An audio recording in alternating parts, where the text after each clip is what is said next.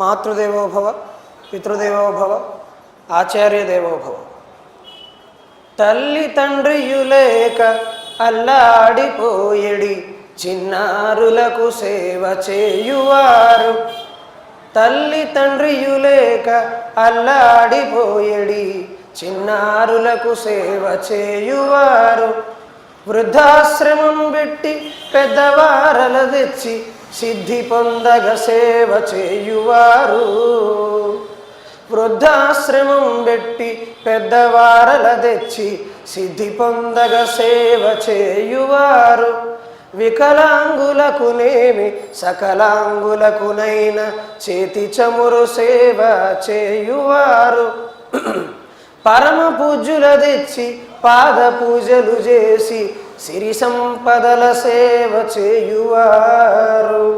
Colour దేశాన ఎందరో, colour దేశాన ఎందరో కన్న తల్లి పాదముల యొద్ద కూర్చుని పావుగంట సేవ చేసెడివారేరి.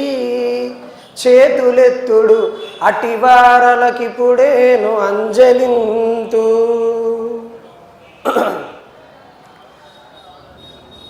తల్లి తండ్రి లేక అల్లాడిపోయే చిన్నపిల్లలను చేరదీసి అనాథాశ్రమాలు పెట్టి సేవ చేయడానికి ఎంతోమంది సిద్ధంగా ఉన్నారు. కొడుకులు కోడళ్ళు కూతుళ్ళు విడిచిపెట్టేస్తే అనేసి కంటే గెంటేస్తే ఎన్నో ఇబ్బందులు పడుతున్న తల్లిదండ్రుల్ని అత్తమామల్ని వృద్ధాశ్రమాలు పెట్టి ఆదుకుంటున్న వారు ఉన్నారు. వికలాంగులకునేమి సకలాంగులకునైనా చేతి చమురు సేవ చేయువారు.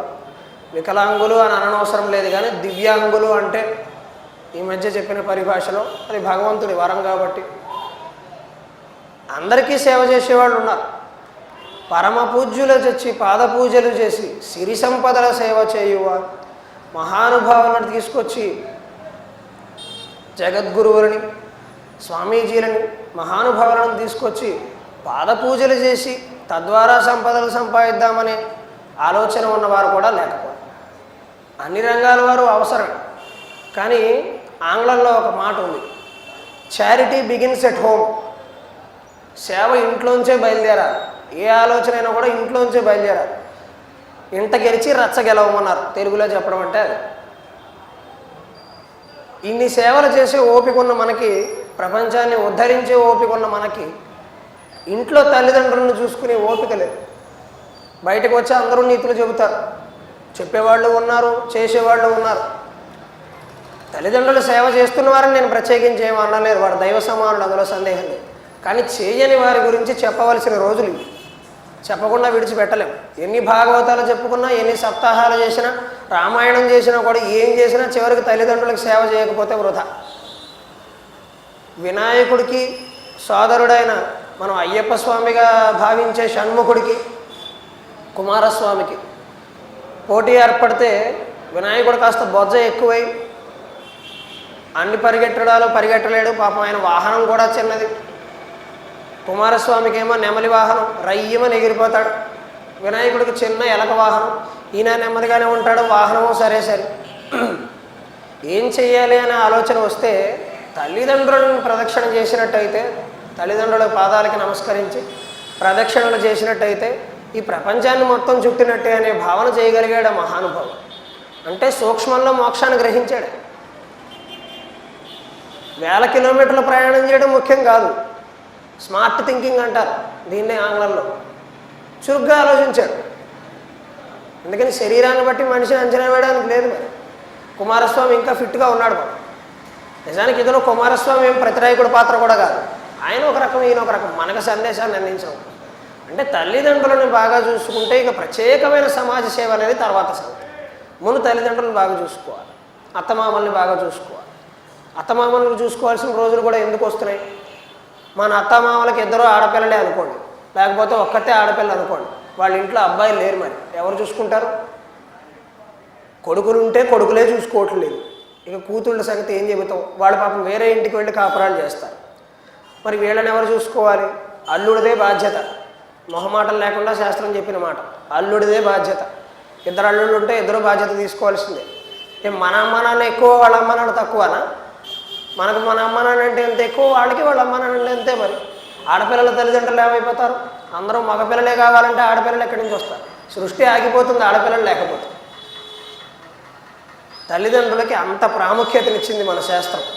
అంత విశేషమైన మొత్తం భాగవతంలో ప్రధానమైన సారాంశం అదే. నిన్న జగద్గురువు అయినటువంటి కృష్ణుడు కూడా ఆయన గురువుని ఆయన ఆరాధించి తల్లిదండ్రులని గురువులని ఎవడైతే గౌరవించారో వారికి నా కృప దక్కే అవకాశమే లేదు అని చెప్పారు. నా కటాక్షం అసలు సిద్ధించే అవకాశమే లేదు అంత స్పష్టంగా చెప్పారు. తల్లిదండ్రులు అంత ముఖ్యం. అందుకే మన విద్యాభ్యాసంలో కూడా మొట్టమొదట తల్లిదండ్రులు గురువుతోనే ప్రారంభిస్తాం. ఇంతటి విశేషమైన సంస్కారం మన సనాతన ధర్మంలో మొదటి అడుగు నుంచే ప్రారంభమవుతుంది.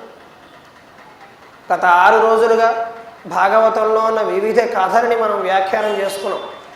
ఈరోజు అన్నింటి సారాంశంగా 1-2 చిన్న కథలు ఉదాహరణగా మొత్తం భాగవత తత్వాన్ని, భగవత్ తత్వాన్ని సూక్ష్మంగా చెప్పుకునే ప్రయత్నం చేస్తాం.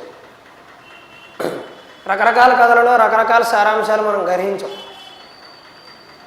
అసలు ఇదంతా ఎక్కడ మొదలైంది కథ? భారతానికి భాగవతానికి ఒక విచిత్రమైన లంకి ఉంది, సంబంధం. భారతం ఎక్కడ ముగిసిందో భాగవతం అక్కడ ప్రారంభమైంది, భాగవతం ఎక్కడ ముగిసిందో భారతం అక్కడ ప్రారంభమైంది. ఇదో విచిత్రమైన ఇలా తిరుగుతూ ఉంటుంది కథ. రెండూ రాసింది వ్యాసుడే. అందుకని భారతం ముగిసిన చోట భాగవతం ప్రారంభమైంది, భాగవతం ముగిసిన చోట భారతం ప్రారంభం. ఆ కథలు మనం గమనిస్తే తెలిసిపోతుంది. పరీక్షిత్తు కథ భారతంలోనూ ప్రస్తావించబడుతుంది, చాలా వివరంగా భాగవతంలో చెప్పబడుతుంది. పరీక్షిత్తుకి అటువంటి పరిస్థితి ఎందుకు వచ్చింది? అసలు పరీక్షిత్తు తాను రాజ్యం చేస్తుండగా ఒకరోజు అడవికి వెళ్ళినప్పుడు ఆయనకి దాహమై దప్పికై అక్కడే ఒక మహర్షి తపస్సు చేసుకుంటూ ఉంటే, ఆయన పేరు శమీకుడు. ఆయన తపస్సు చేసుకుంటూ ఉంటే అడిగే ప్రయత్నం చేశాడు. తపస్సులో ఉన్న వారిని అడిగే విధానం ఒకటి ఉంటుంది. ముందు కొంత ప్రార్థన చేసి వారిని సాధారణ స్థితికి తీసుకొచ్చి తర్వాత ప్రశ్నించాలి. ఎందుకంటే ఎక్కువ సమయం పాటు, సమయం అంటే మామూలు సమయం కాదు, ఏళ్ల తరబడి హిరణ్యకశిపుడిలా తపస్సులు చేసేవాళ్ళు ఉన్నారనుకోండి, వాళ్ళు చాలా కాలం కళ్ళు మూసుకుని ఉండడం వల్ల వాళ్ళు కళ్ళు తెరిచేసరికి వాళ్ళకి ఆగ్రహం ఉంటే మనం భస్మం అయిపోతాం. వాళ్ళకి ఆనందం ఉందనుకోండి, మనకు సకల సిద్ధులు కలుగుతాయి. అందుకని వాడి తీక్ష్ణమైన దృష్టి ఎలా ఉంటుందో మనం చెప్పలేం. అందుకని ముందు ప్రార్థన చేయాలి. పరీక్షిత్తు 2-3 సార్లు అడిగిన ఆయన సమాధానం చెప్పకపోయేసరికి పరీక్షిత్తు ఒకంత అహానికి లోనయ్యాడు. మహారాజుని నేను పిలిస్తే పలకపోవడం ఏమిటి? ఎంత మహర్షులైనా కూడా మహారాజుల కంటే ఎక్కువ మనం ఒక్కపాటి చిన్న అహంకారం వచ్చింది. ఆ పాటి చాలు దెబ్బపడ్డానికి జీవితం. అక్కడే చచ్చిపడిపోయి ఉన్న ఒక పామును తీసి శమీకుడు మెడలో వేశాడు. ఇది మహారాజు చేయవలసిన పని కాదు నిజానికి. బుద్ధి కర్మానుసారని రకరకాల యోగ పరిస్థితులు ఉన్నాయి, వాటి ప్రకారం జరుగుతూ ఉంటుంది. ఆ నిమిషానికి పరీక్షిత్తుకి ఎందుకు అలా అనిపించిందో తెలియదు. అప్పటి వరకు పాపం మంచివాడే. ఆయన గర్భస్థ శిశువుగా ఉన్నప్పుడు చాలా జ్ఞానాన్ని సంపాదించుకున్నాడు పరీక్షిత్తు. అదో పెద్ద శాస్త్రం భాగవతం. కానీ మరి ఈ పరిస్థితిలో ఎందుకు అలా చేశాడో తెలియదు. వెళ్ళిపోయాక అటుపక్కన శమీకుడు కొడుకైన శృంగి చూశాడు ఈ విషయం. ఈ పని ఎవరు చేశారో అతను 7 రోజుల్లో తక్షకుడు అనే నాగరాజు శాపానికి బలై చనిపోతాడు, కాటుకు బలై చనిపోతాడు అని శపించేశాడు. వాడు నాన్నగారు కళ్ళు తెరిచారు. కళ్ళు తెరిచి ఆ పావును తీసుకుని పక్కకు పడేసి, ఆయన పరమశాంతముని, చచ్చిపోయిన పాము మెడలో వేస్తే వేసిన మనిషికి కోపం రాలేదు, చూసిన మనిషికి కోపం వచ్చింది. వీళ్ళల్లో కూడా పాత్రల్లో తేడా. శమీకుడికి ఏ కోపం రాలేదు. శృంగి ఆవేశం 1 నిమిషం వల్ల చెప్పు. అందుకే యువకులకు కాస్త ఆవేశం ఎక్కువ అంట, పెద్దవాళ్ళు కాస్త ఆలోచించి చేస్తారు. ఎవరైనా సరే 7 రోజుల్లో తక్షకుడు కాటుకు బలైపోతాడు, విషాగ్నికి బలవుతారు అని శపించేశాడు. శమీకుడు వెంటనే లేచి, ఎందుకంత ఆవేశం, ఎందుకంత ఆవేశం? నువ్వు శపించింది ఎవరినో తెలుసా? మహారాజు, ఈ దేశాన్ని పరిపాలిస్తున్న మహారాజు పరీక్షిత్. చాలా గొప్ప వంశం వారి, తర్వాత మహానుభావులు పడతారు ఆ వంశంలో, నీకేం తెలుసు? ఎందుకంత ఆవేశం? తపస్సు చేసేవాడికి శాంతగుణం ఉండాలి కదా. అతనేదో తెలుసో తెలియకో చేశాడు పాపం. పిలిచాడు, నేను పలకలేదు. నేనేదో ఆలోచనలో ఉన్నాను, నేను భగవద్ధ్యానంలో ఉన్నాను, నేను పట్టించుకోలేదు. నీకెందుకు అంత కోపం? అయితే గీత నేను మాట్లాడాలి కానీ. శృంగి, నాకు కోపం వచ్చేసింది నాన్నగారు, మిమ్మల్ని అలా చూసేసరికి నాకు అవమానం అనిపించింది అంటే. ఇలా వ్యక్తిగతమైన విషయాలకి మనం తపస్సులో ఉన్నప్పుడు ఇటువంటివి పట్టించుకోకూడదు. శమీకుడు అంతర్శాంత పురుషుడు. అప్పుడు సరే బ్రాహ్మణుడి మాట వెనక్కి తీసుకునే అవకాశం లేదు, ఓసారి మాట అనేసావు, నువ్వు ఎంతో కొంత తపస్సు చేసావు, ఆ మాట ఖచ్చితంగా ఫలించి తీరుతుంది, వెనక్కి తీసుకునే అవకాశం లేదు. కనీసం ఆ విషయం ఆయనకి చెప్పిరా. 7 రోజులే ఉంది పాపం, ఏమైనా ఆశలు కోరికలు ఉంటే తీర్చుకుంటాడు వెర్రిబాగులు వాడు, అసలే మహారాజు. కాస్త చెబితే తర్వాత ఎవరిని రాజుని చేసుకోవాలో చూసుకుంటాడు, ఏర్పాట్లు చేసుకుంటాడు. వెళ్ళి చెప్పిరా పో. శృంగి ఇలా వచ్చి పరీక్షిత్తు ఆస్థానానికి వచ్చి విషయం అంతా చెప్పాడు. పరీక్షిత్తుకి అప్పుడు పశ్చాత్తాపం మొదలైంది. ఎంత పాపం చేశాను, ఆలోచన లేకుండా చేసిన పని అని చెప్పి క్షమించమని వేడుకున్న శృంగి, నేను ఆవేశపడ్డానండి, కానీ మరి మా నాన్నగారి మీద మీరు వేసినప్పుడు నాకు వస్తుంది కదా ఆగ్రహం, ఎంతైనా యువకుండి కాబట్టి నేను అదుపు చేసుకోలేకపోయాను, కానీ మాట అయిపోయింది, నేను చెప్పేశానంటే జరుగుతుంది, ఇక దాన్ని వెనక్కి తీసుకోవడం జరగదు, మీరు తదుపరి చర్యలు ఏమైనా ఉంటే తీసుకోండి. పరీక్షిత్తు 2 రకాల ప్రయత్నాలు చేశాడు. ఒకటి మానవ ప్రయత్నం, తాను చేయవలసిన పురుష ప్రయత్నం. అంత పురుష ప్రయత్నం అంటే పురుషులు చేసే ప్రయత్నం అనుకుంటారు. పురుష శబ్దానికి సంస్కృతంలో మానవ అనే అర్థం ఉంది, అంటే స్త్రీ పురుషులు నపుంసకులు ఎవరైనా కూడా, అంటే స్వయం మనం సొంతంగా చేసే ప్రయత్నం. ఆయన ఆ ప్రయత్నమో చేశాడు, భగవంతుని ఆరాధించే ప్రయత్నమో చేశాడు. మనం కూడా క్లిష్టమైన పరిస్థితులు ఎదురైనప్పుడు మొత్తం భగవంతుని మీద ఎత్తేయకుండా మన ప్రయత్నం మనం చేయాలి, తర్వాతే భగవంతుని మీద ఆశ పెట్టుకోవాలి. మందపాలుడి కథలో భారతంలో గమనిస్తే 4 లావుక పెట్టారు, 4 అంటే 4 లావుక పెట్టారు. జరితారి, శారీశృక్వ, స్తంభమిత్రుడు, ద్రోణుడు, చిన్న చిన్న పెట్టారు. ఇంకా మాంసపు ముద్దల్లా ఉన్నాయి, రెక్కలు కూడా లేని పెట్టారు, కానీ ప్రాణాలకు తెగించి పోరాడు. అదో పెద్ద కథ, అది చెప్పుకుంటే అదో ప్రవచనం అయిపోయింది. అదో విశేషమైన కాదు. చిన్న చిన్న మాంసపు ముద్దలు ఎంత చేస్తే ఇంకా రెక్కలు కూడా రాలేదు వాటికి, కానీ మానవ ప్రయత్నం చేసే, భగవంతుని ప్రార్థన చేసే బ్రతికి. ఖాండవ వన దహనంలో బ్రతికిన తక్కువ జీవుల్లో ఈ 4 జీవులు ఒకటి. ఖాండవాలను అగ్ని దహించి వేస్తున్నప్పుడు అర్జునుడు కృష్ణుడు రక్షణ ఇచ్చారు, నువ్వు దహించి మేము చూసుకుంటావా. కృష్ణుడు అర్జునుడు నిలబడ్డా కూడా ఈ 4 పక్షులు నిలబడ్డాయంటే ఎంత ఆశ్చర్యం. అంటే భగవంతుని మెప్పించే భక్తితో, సమయస్ఫూర్తితోనే మెప్పించే. పరీక్షిత్తు మానవ ప్రయత్నమో చేశాడు, భగవంతుని ఆరాధించే ప్రయత్నమో చేశాడు. మానవ ప్రయత్నం ఏం చేశాడు, పాములు రాకుండా ఉండడం కోసం ఒంటి స్తంభం మేడ కట్టాడు. ఒంటి స్తంభం మేడ కడితే పాము రాదా, వచ్చే అవకాశం తక్కువ. ఏ మెట్లో కాస్త గరుకుగా ఉండే ప్రదేశము, తార్ రోడ్డు అలాంటి గడ్డ ఉంటే పాముకి పాకడం తేలిక, కానీ బాగా సున్నితంగా ఉండే టైల్స్ మీద పాము సరిగ్గా పాకలేదు, అనుకున్న దిశలోకి వెళ్ళలేదు, అటు ఇటు జారిపోతూ ఉంటుంది, దానికి పట్టు దొరకదు, గరుకుగా ఉండాలి ప్రాంతం. పైగా స్తంభానికి పాము చుట్టుకుని ఎక్కే అవకాశం లేదు, చాలా తక్కువ. పెద్ద పెద్ద పాములు అయితే చెప్పలేదు, కానీ చాలా తక్కువ. అందుకని పరీక్షిత్తు చేయవలసిన మానవ ప్రయత్నం చేశాడు. ఒంటి స్తంభం మేడ కట్టించాడు. 7 రోజులు నేను ఎవరిని కలవనని చెప్పేశాడు, ఎవరు నన్ను కలవడానికి రావద్దని చెప్పేశాడు. కానీ మహారాజు గారు చనిపోతున్నారనేసరికి ఊళ్ళో అందరికీ బెంగ పట్టుకుంది. మహానుభావుడు పాపం చనిపోతాడట, అది కూడా చనిపోతాడని ముందే తెలిసింది పాపం. కానీ పరీక్షిత్తు 7 రోజుల్లో చనిపోతాడని తెలిసి కూడా తను వ్యక్తిగతమైన కోరికలు తీర్చుకోవడానికి ఆలోచించలేదు. ఆ 7 రోజులు థాయిలాండ్ వెళ్ళటం, మాల్దీవ్స్ వెళ్ళటం, ఇటువంటి పిచ్చి పనులు చేయలేదు.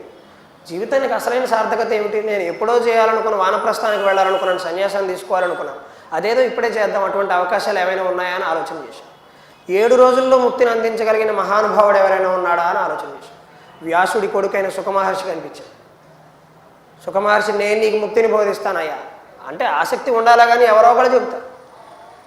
7 రోజుల్లో ముక్తిని పొందడం సాధ్యమేనా అన్నాడు. సాధ్యమే. మానవ ప్రయత్నం చేసినా కూడా 7 రోజులు భగవద్గీత, భాగవతం మొదలైన భగవంతుడి కథలన్నీ విన్నా కూడా మరణం తప్పదు, అది ఖచ్చితంగా రాసిపెట్టుంది. భగవంతుడి ప్రణాళిక బ్రాహ్మణుడి వాక్యం. ఇది బ్రాహ్మణుడు అంటే అక్కడ కులమని కాదు, ఎక్కువ రోజులు అబద్ధాలు ఆడలేదు, ఎప్పుడూ తపస్సు చేస్తూ ఉన్నాడు, అందుకని మాట ఫలించింది. అది ఏ వర్గాల వారైనా ఏ కులాల వారైనా అబద్ధాలు ఆడకుండా ఉండగలిగితే, భగవంతుడు ఆరాధిస్తూ ఉంటే నిత్యం, వాడు చెప్పింది కూడా జరుగుతుంది. ఇక్కడ బ్రాహ్మణులని ఏం లేదు, చదువుకునేవారు ఎవరైనా కూడా అంత నియమంగా నిష్టగా ఉండాలి. అలా ఉండగలిగితే గొప్ప విషయం, వాళ్ళు అన్నది జరుగుతుంది. పరీక్షిత్తు అంత ప్రయత్నం చేసినా కూడా తక్షకుడికి మరి పని పడింది, బాధ్యత పడింది. తక్షకుడు రావాల్సింది. మామూలుగా ఎక్కాలంటే ఒంటి స్తంభం మేడ ఎక్కలేడు, అందుకని సూక్ష్మక్రిమి రూపాన్ని ధరించాడు నాగరాజు. మరి తక్షకుడు అంటే మామూలు కాదు, 3వ ర్యాంక్. మొదటిది ఆదిశేషు, విష్ణుమూర్తి దగ్గర ఉంటుంది పాముల పక్క. 2వది వాసుకి, శివుడి మెడలో పాము. 3వది తక్షకుడు, చాలా భయంకరమైన నాగరాజు. మంత్రశక్తులు తంత్రశక్తులు అన్నీ ఉన్నాయి నాగరాజు, అందుకని సూక్ష్మ రూపాన్ని ధరించాడు. మహారాజు మరి చనిపోతారనగానే పళ్ళు ఫలాలు పట్టుకుని ప్రజలందరూ వస్తారుగా, ఓ పండులో సూక్ష్మక్రిమి రూపంలో దూరాడు. ఆయన 7 రోజులు భాగవతం భగవద్గీత అన్నీ విన్నాక ఆయనకి ఇష్టమైన పండులో దూరాడు. అన్ని పళ్ళల్లోకి ఆ పండు బాగా ఎర్రగా నిగనిగలాడిపోతుంది. పండు నిగనిగలాడిపోతుందంటే ఇప్పుడు రోజుల్లో మనం ఆలోచించాలి, దానికి రంగులు చల్లారు పెస్టిసైడ్ చల్లాడు మనం ఆలోచించుకోవాలి. నిగనిగలు ఆడకపోతేనే బాగున్నట్టు లెక్క, తాజా కాదని అర్థం. కానీ బాగా నిగనిగలాడిపోతుంది. పరీక్షిత్ గారు చాలా ఇష్టమైన పండు, చక్కగా దాని దగ్గరికి తీసుకుని దాని సువాసనను ఆగ్రహించాడు, ప్రాణాలు పోయి. ఒక్కసారిగా తక్షకుడు తన విశ్వరూపాన్ని ఆవిష్కరించి కాటు వేసి చంపేశాడు. ప్రణాళిక నుంచి నువ్వు తప్పించుకోలేవు, భగవంతుడు ప్రణాళిక నుంచి, కానీ ఉపశమనం పొందొచ్చు. మరణం తేలికవుతుంది, మరణం తథ్యం కానీ తేలికవుతుంది. సాధించవలసిందంతా సాధించు. ఆ 7 రోజులకి ముందు పరీక్షిత్తు సుఖమహర్షిని అడిగిన ప్రశ్న, 7 రోజుల్లో ముక్తి సాధ్యమేనా? అప్పుడు సుఖమహర్షి ఒక ఆశ్చర్యకరమైన కథ చెబుతాడు. 7 రోజులు ఎందుకయ్యా, 48 నిమిషాల్లో ముక్తి తెచ్చుకున్న వాడికి కథ చెప్తాను. 48 నిమిషాలు భాగవతంలో ఉంటుంది కదా. పరీక్షిత్ మహారాజా, నీకు చెప్పేదేముందయ్యా, ముక్తి సంపాదించాలంటే దానికి తీక్ష్ణత మీద ఆధారపడి ఉంటుంది. అలా అనగానే మనం జీవితంలో అన్ని తప్పులు చేసేద్దాం, చివరి 48 నిమిషాలు భగవంతుడిని ఆరాధిద్దాం అనుకోకండి, అది జరగని పని. ఎందుకంటే ఆ మహారాజుకి తన 48 నిమిషాలే ఉందని తనకు తెలుసు. మన 48 నిమిషాలు ఉందో మనకు 40 సెకండ్లు ఉందో మనకేం తెలుసు. అందుకని ఎప్పుడు ఆరాధించడమే మార్గం, వేరే మార్గం లేదు. మనం 48 ఏళ్ళైనా బతకచ్చు, 48 నిమిషాలైనా బ్రతకచ్చు, 48 సెకండ్లు కూడా కావచ్చు. అశుభం అంటున్నాను అనుకోకండి, కానీ మన చేతిలో లేదు, ఏదైనా జరగచ్చు. ఎప్పుడు చనిపోతామో మనకు తెలియదు కాబట్టి, ఎప్పుడు శివైక్యం చెందుతామో మనకు తెలియదు కాబట్టి, ఏ లోకాలు పెడతామో మనకు తెలియదు కాబట్టి, అది ఏ క్షణాన్ని వస్తుందో మనకు తెలియదు కాబట్టి, భగవంతుని ఎప్పుడూ మనసులో స్మరణ చేస్తూ ఉంటే ఏ క్షణం వచ్చినా మనం మోక్షాన్ని పొందే అవకాశం ఉంది. పరీక్షిత్ అదే పని చేసి 7 రోజుల తర్వాతే చనిపోతాడు. 6 రోజుల పాటు శుభ్రంగా హాయిగా ఆడుకుని 7వ రోజు మొదలుపెట్టి ఉండాల్సింది కదా. కానీ ఈ ఆడుకోవటం వల్ల, ఈ కోరికల వల్ల మళ్ళీ మరుసటి జన్మలో మోక్షం వచ్చే అవకాశం లేదు. ఈ కోరికల్లో నువ్వేదో తప్పు చేస్తావు, ఎవరికో ఏదో అన్యాయం చేస్తావు, అది నీకు ప్రతీకారంగా మళ్ళీ నువ్వు జన్మెత్తాల్సి వస్తుంది, కర్మఫలాలు అనుభవించాలి. నాకు వద్దనుకున్నాడు. సుఖమహర్షి ఆశ్చర్యకరమైన సమాధానం చెప్పాడు. హరి నెరుంగక ఇంటిలో బహుహాయనంబులు ప్రమత్తు మత్తుడై పొరలుచుండెడు వెర్రి ముక్తికి బోవ నేర్చునే వీడు వాడు సంసరణము వెడబాయడన్నడు. సత్యమా హరినామ సంస్మరణము ఒక్క ముహూర్త మాత్రము చాలు ముక్తిదమౌ నృపా. హరినెరుంగక ఇంటిలో బహుహాయనంబులు మత్తుడై పొరలుచుండెడు వెర్రి ముక్తికి బోవ నేర్చునే. హరినామస్మరణ లేకుండా, ఖాళీగా ఏ పనులు లేకుండా సంసార సాగరంలో కొట్టుమిట్టాడుతూ పైకి కిందకి పైకి కిందకి ఈ కుర్చీలాటలో పడి రకరకాల ఇబ్బందులు పడుతూ, బంధాలు బాంధవ్యాలు, ఇది శాశ్వతం అది శాశ్వతం, అమ్మాయిలు శాశ్వతం అబ్బాయిలు శాశ్వతం, డబ్బులు శాశ్వతం బంధాలు శాశ్వతం, రకరకాల ఆలోచనలు పెట్టుకుని నాకున్న పదవి శాశ్వతం అనుకుంటాడు ఈ వెర్రివాడు. ఆ పదవి 5 ఏళ్ళు కూడా ఉండదే, ఒక్కోసారి ఏడాది కూడా ఉండదే. అనుకుంటే రాత్రికి ఊడిపోయి పొద్దున వేరేవాడు కూర్చుంటాడే కలియుగంలో. అయితే ఇవి శాశ్వతం కాదు, ఇవి శాశ్వతం కాదని ఎప్పుడు తెలుసుకుంటాడయ్యా ఈ మనిషి? అలా తెలుసుకున్న మహానుభావుడు ఒకడు ఉన్నాడు. ఆయన కథ నేను చెబుతా, చాలా చిన్న కథ, 2 మాటల్లో అయిపోతుంది, కానీ ఆశ్చర్యకరమైన కథ. మత్తుడై పొరలుచుండెడి వెర్రి ముక్తికి భావనేసినటువంటి వాడికి ముక్తి వచ్చే అవకాశం ఉందా? జీవితాంతం ఈ బంధాలు బంధుత్వాల్లో కొట్టుకుంటూ ఉంటాడు. వీటి వల్ల మళ్ళీ కర్మఫలాలను అనుభవించడం కోసం ఇంకో జన్మెత్తుతాడు. అక్కడ మళ్ళీ తిప్పలే, మళ్ళీ కష్టాలు. ఇలా పుడుతూ చేస్తూ ఉంటాడు. అసలైన విషయాన్ని ఎప్పటికీ తెలుసుకోడు. అలా తెలుసుకున్న మహానుభావుడు ఒకడు ఉన్నాడు. ఆయన కథ నీకు చెబుతా ఉదాహరణగా. అప్పుడు నువ్వు 7 రోజుల్లో సాధించవచ్చో లేదో నువ్వే తెలుసుకో. ఆ మహానుభావుడి పేరు ఖట్వాంగుడు. ఖట్వాంగుడు అని ఒక మహారాజు ఉండేవాడు. ఆయన కథ. హరినెరుంగక ఇంటిలో బహుహాయనంబులు మత్తుడై పొరలుచుండెడి వెర్రి ముక్తికి బోవ నేర్చునే వాడు సంసరణము బెరబాయనన్నాడు. ఈ సంసారం అనే సాగరంలో మునుగుతూ తెరుతూ ఉంటాడు. సత్యమా హరినామ సంస్మరణము ఒక్క ముహూర్త మాత్రము చాలు ముక్తిదమో నృప. ముహూర్తం అంటే ముహూర్త మాత్రం చాలు అన్నారు. ముహూర్తం అంటే క్షణం కాదండి, ముహూర్తం అంటే 2 ఘడియలు. పురోహితులకు తెలుస్తుంది. ఒక ఘడియ అంటే 24 నిమిషాలు, 2 ఘడియలు ఎంత అయింది? 48 నిమిషాలు. అందుకే పెళ్లిలో చూడండి, ముహూర్తం దాటిపోతుంది ముహూర్తం ఏమో అరసెకను 2 నిమిషాలు ఉండదు, 48 నిమిషాలు ఉంటుంది. అంటే మొదలుపెట్టిన దగ్గర నుంచి తలంబ్రాలు, జీలకర్ర బెల్లం తాలిబొట్టు ప్రధానమైన కార్యక్రమాలన్నీ 48 నిమిషాల్లో ముగిసిపోవాలి. అలా ముగిసిపోయేలా చేస్తేనే పురోహితుడు అద్భుతంగా చేస్తున్నట్టు. వాడు చేస్తారు, నిజంగా వాడికి శక్తి ఉంటుంది, అలవాటు పడి ఉంటారు. వాడు ముహూర్తం అంటే 48 నిమిషాలు. ఈ ఖట్వాంగుడు అనే మహారాజు చాలా నీతిపరుడు, ఎప్పుడు జీవితంలో తప్పులు చేసేవాడు కాదు, గొప్ప భగవద్భక్తి ఉన్నవాడు, ఎన్నో మంచి తపస్సు చేశాడు, నిత్యం భగవంతుని ఆరాధిస్తాడు. ఒకరోజు రాక్షసులకి దేవతలకి యుద్ధం జరిగింది. వీళ్ళకి జరగంది ఎప్పుడు కానీ ప్రతిరోజు జరుగుతూనే ఉంటుంది, ఎవరో ఒకళ్ళు కాపాడుతూ ఉంటారు, ఎప్పుడు దెబ్బలాడుకుంటూ ఉంటారు, అదో సరదా. ఆ దెబ్బలాడుకుంటూ ఉంటుంటే ఒకరికి పైకి ఎక్కుతారు, ఒకరికి ఎందుకు ఎక్కుతారు, ఇందులో తెలియదు ఏముంది, పార్టీలు మారినట్టే వీరి ప్రభుత్వం వారి ప్రభుత్వం మారుతూ ఉంటుంది. అలాగా ఎవరో ఒకడు వచ్చి కాపాడుతూ ఉంటారు. దేవతలను కాపాడుతీరారు వాళ్ళు మంచివాళ్ళు, మరి రాక్షసులు మంచివాళ్ళు కాదు, ఎందుకని పాలన చేసినా ఎక్కువ రోజులు చేయలేరు వాళ్ళు, ఎవరో ఒకడు వచ్చి కాపాడుతూ ఉంటారు. అవసరమైతే దశావతారాల్లో మరొక అవతారం ఎత్తాలి, అంత అవసరం లేదనుకుంటే ఏదో చిన్నవాడు చాలు. ఇది మరీ అంత ప్రమాదకరమైన పరిస్థితి కాదు. రాజులు దేవతల రాక్షసులు దెబ్బలాడుకుంటున్నారు, దేవతలను రాక్షసులు విపరీతంగా అధిగమిస్తున్నారు. అప్పుడు దేవతలకి ఏంటి పరిస్థితి, మనం పోరాటం చేయలేకపోతున్నాం ఏమిటి, మనకు మద్దతు చేయగలిగే వాళ్ళు ఎవరైనా ఉన్నారా అని ఆలోచన చేస్తే అక్కడ ఉన్నవాళ్ళు ఒకళ్ళు ఖట్వాంగుడు అనే ఒక మహారాజు ఉన్నాడండి, భూలోకంలో ఉన్నాడు, అరవేర భయంకరంగా యుద్ధాలు చేస్తాడండి, చాలా నీతిపరుడు, ఆయన్ని ఓడించడం అసాధ్యం అండి, ఆయన పిలిపించాను, ఆయన పిలిపించేటాడు. ఖట్వాంగుడు కూడా తప్పకుండా చేద్దాం, దేవతల తరపున చేయడం అంటే అది ఎంత అదృష్టమని తప్పకుండా యుద్ధం చేద్దాం. పరుగులు పెట్టించేసాడు రాక్షసుల్ని మొత్తం. 2 రోజుల్లో మొత్తం రాక్షసులు మొత్తం అయిపోయారు ఖట్వాంగుడు యుద్ధం వల్ల. భయంకరంగా యుద్ధం చేసి మళ్ళీ దేవతలను పట్టాభిషక్తిని చేశాడు. చేస్తే మరి ఆనందంలో ఏం కోరుకోవాలో అడుగుతారు కదా. ఖట్వాంగుడిని, మమ్మల్ని మళ్ళీ మా రాజ్యాన్ని మాకు అప్పగించేవయ్యా, నీకేమైనా మనసులో కోరిక ఉంటే అడుగు, తీరుస్తాం, ఎంతైనా మేము దేవతలం కదా, మా దగ్గర అష్టసిద్ధులు ఉన్నాయి, నీకేం కావాలో కోరుకో. ఖట్వాంగుడు ఏం అడుగుంటాడండి, మనమైతే ఏం అడుగుతాం, కానీ ఖట్వాంగుడు ఆశ్చర్యకరమైన కోరిక కోరాడు. నీకేం కావాలి, ఇలాగే వామన చక్రవర్తిని అడిగినట్టు కరులో కాంచనము అన్నట్టుగా చాలా కోరికలు అడిగారు. ఆయన వేటికి లొంగల, ఒకటే మాట్లాడి, నాకు ఏ కోరికలు లేవండి, ఒకటే విషయం నేను తెలుసుకోవాలనుకుంటున్నాను, నా మరణం ఎప్పుడు ఉందో నాకు చెప్పండి. ఇలాంటి కోరిక ఎవరైనా కొడతారు భూమండలంలో, భగవంతుడు కూడా కోరలేదు. భగవంతుడికి సరే ఆయనకి తెలుసు అనుకోండి వేరే విషయం, కానీ ఆ కథల్లో కూడా ఎవరు ఇలా కోరలేదు. పరీక్షిత్తుకి అనుకోకుండా వచ్చింది మరణం, కానీ ఈయన అడిగి తెచ్చుకుంటున్నాడు, అడిగి మరీ తెచ్చుకుంటున్నాడు. నాకు మరణం ఎప్పుడుందో చెప్పండి. మనం చెప్పుకున్నాం, మరణం ఎప్పుడు వస్తుందో తెలిస్తే బ్రతుకుతున్న రోజు నరకం అవుతుంది, ఓ వారం రోజుల్లో వస్తుందని తెలిస్తే గుండె అయిపోతుంది, ఇప్పుడే కంగారు వచ్చేస్తుంది, ఏం చేశారు, అప్పుడు బీపీకి ఈరోజే చచ్చిపోతాడు, చెప్పలేము.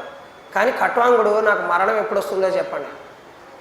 దేవతలు వెంటనే లెక్కగట్టి ఆలోచన చేసి దివ్య దృష్టితో చూసి, అయ్యయ్యో ఇంకా ఒక్క ముహూర్తకాలం మాత్రమే ఉందయ్యా, ఎంత ఘోరం జరిగిపోయిందయ్యా, నీ చివరి నిమిషాలన్నీ మేము లాగేసుకున్నామే, ఇంకా ఒక్క ముహూర్తం మాత్రమే. ముహూర్తం అంటే 48 నిమిషాలు. వెంటనే ఖట్వాంగుడు ఏం బాధపడ్డా, అబ్బా 48 నిమిషాలు ఉంది కదా, ఏదో ఒకటి చేద్దాం అని వెంటనే భూలోకానికి ప్రయాణం అవుతున్నట్టు. 48 నిమిషాల్లో అక్కడి నుంచి భూలోకానికి ఎలా వచ్చాడు, ఇది అసలు ప్రశ్న. దేవతల వరాలు పొందాడు కదా మరి, అందుకని మనోవేగంతో ప్రయాణం చేయగలిగిన విమానంలో వచ్చాడు. 48 నిమిషాలు, ప్రతి నిమిషం లెక్క పెట్టుకుంటున్నాడు. ఒకటి పెట్టాడు అసిస్టెంట్, స్టాప్ వాచ్ ఒకటి ఇచ్చాడు, వాడు నువ్వు చెబుతూ ఉండి నాకు ఎప్పటికప్పుడు.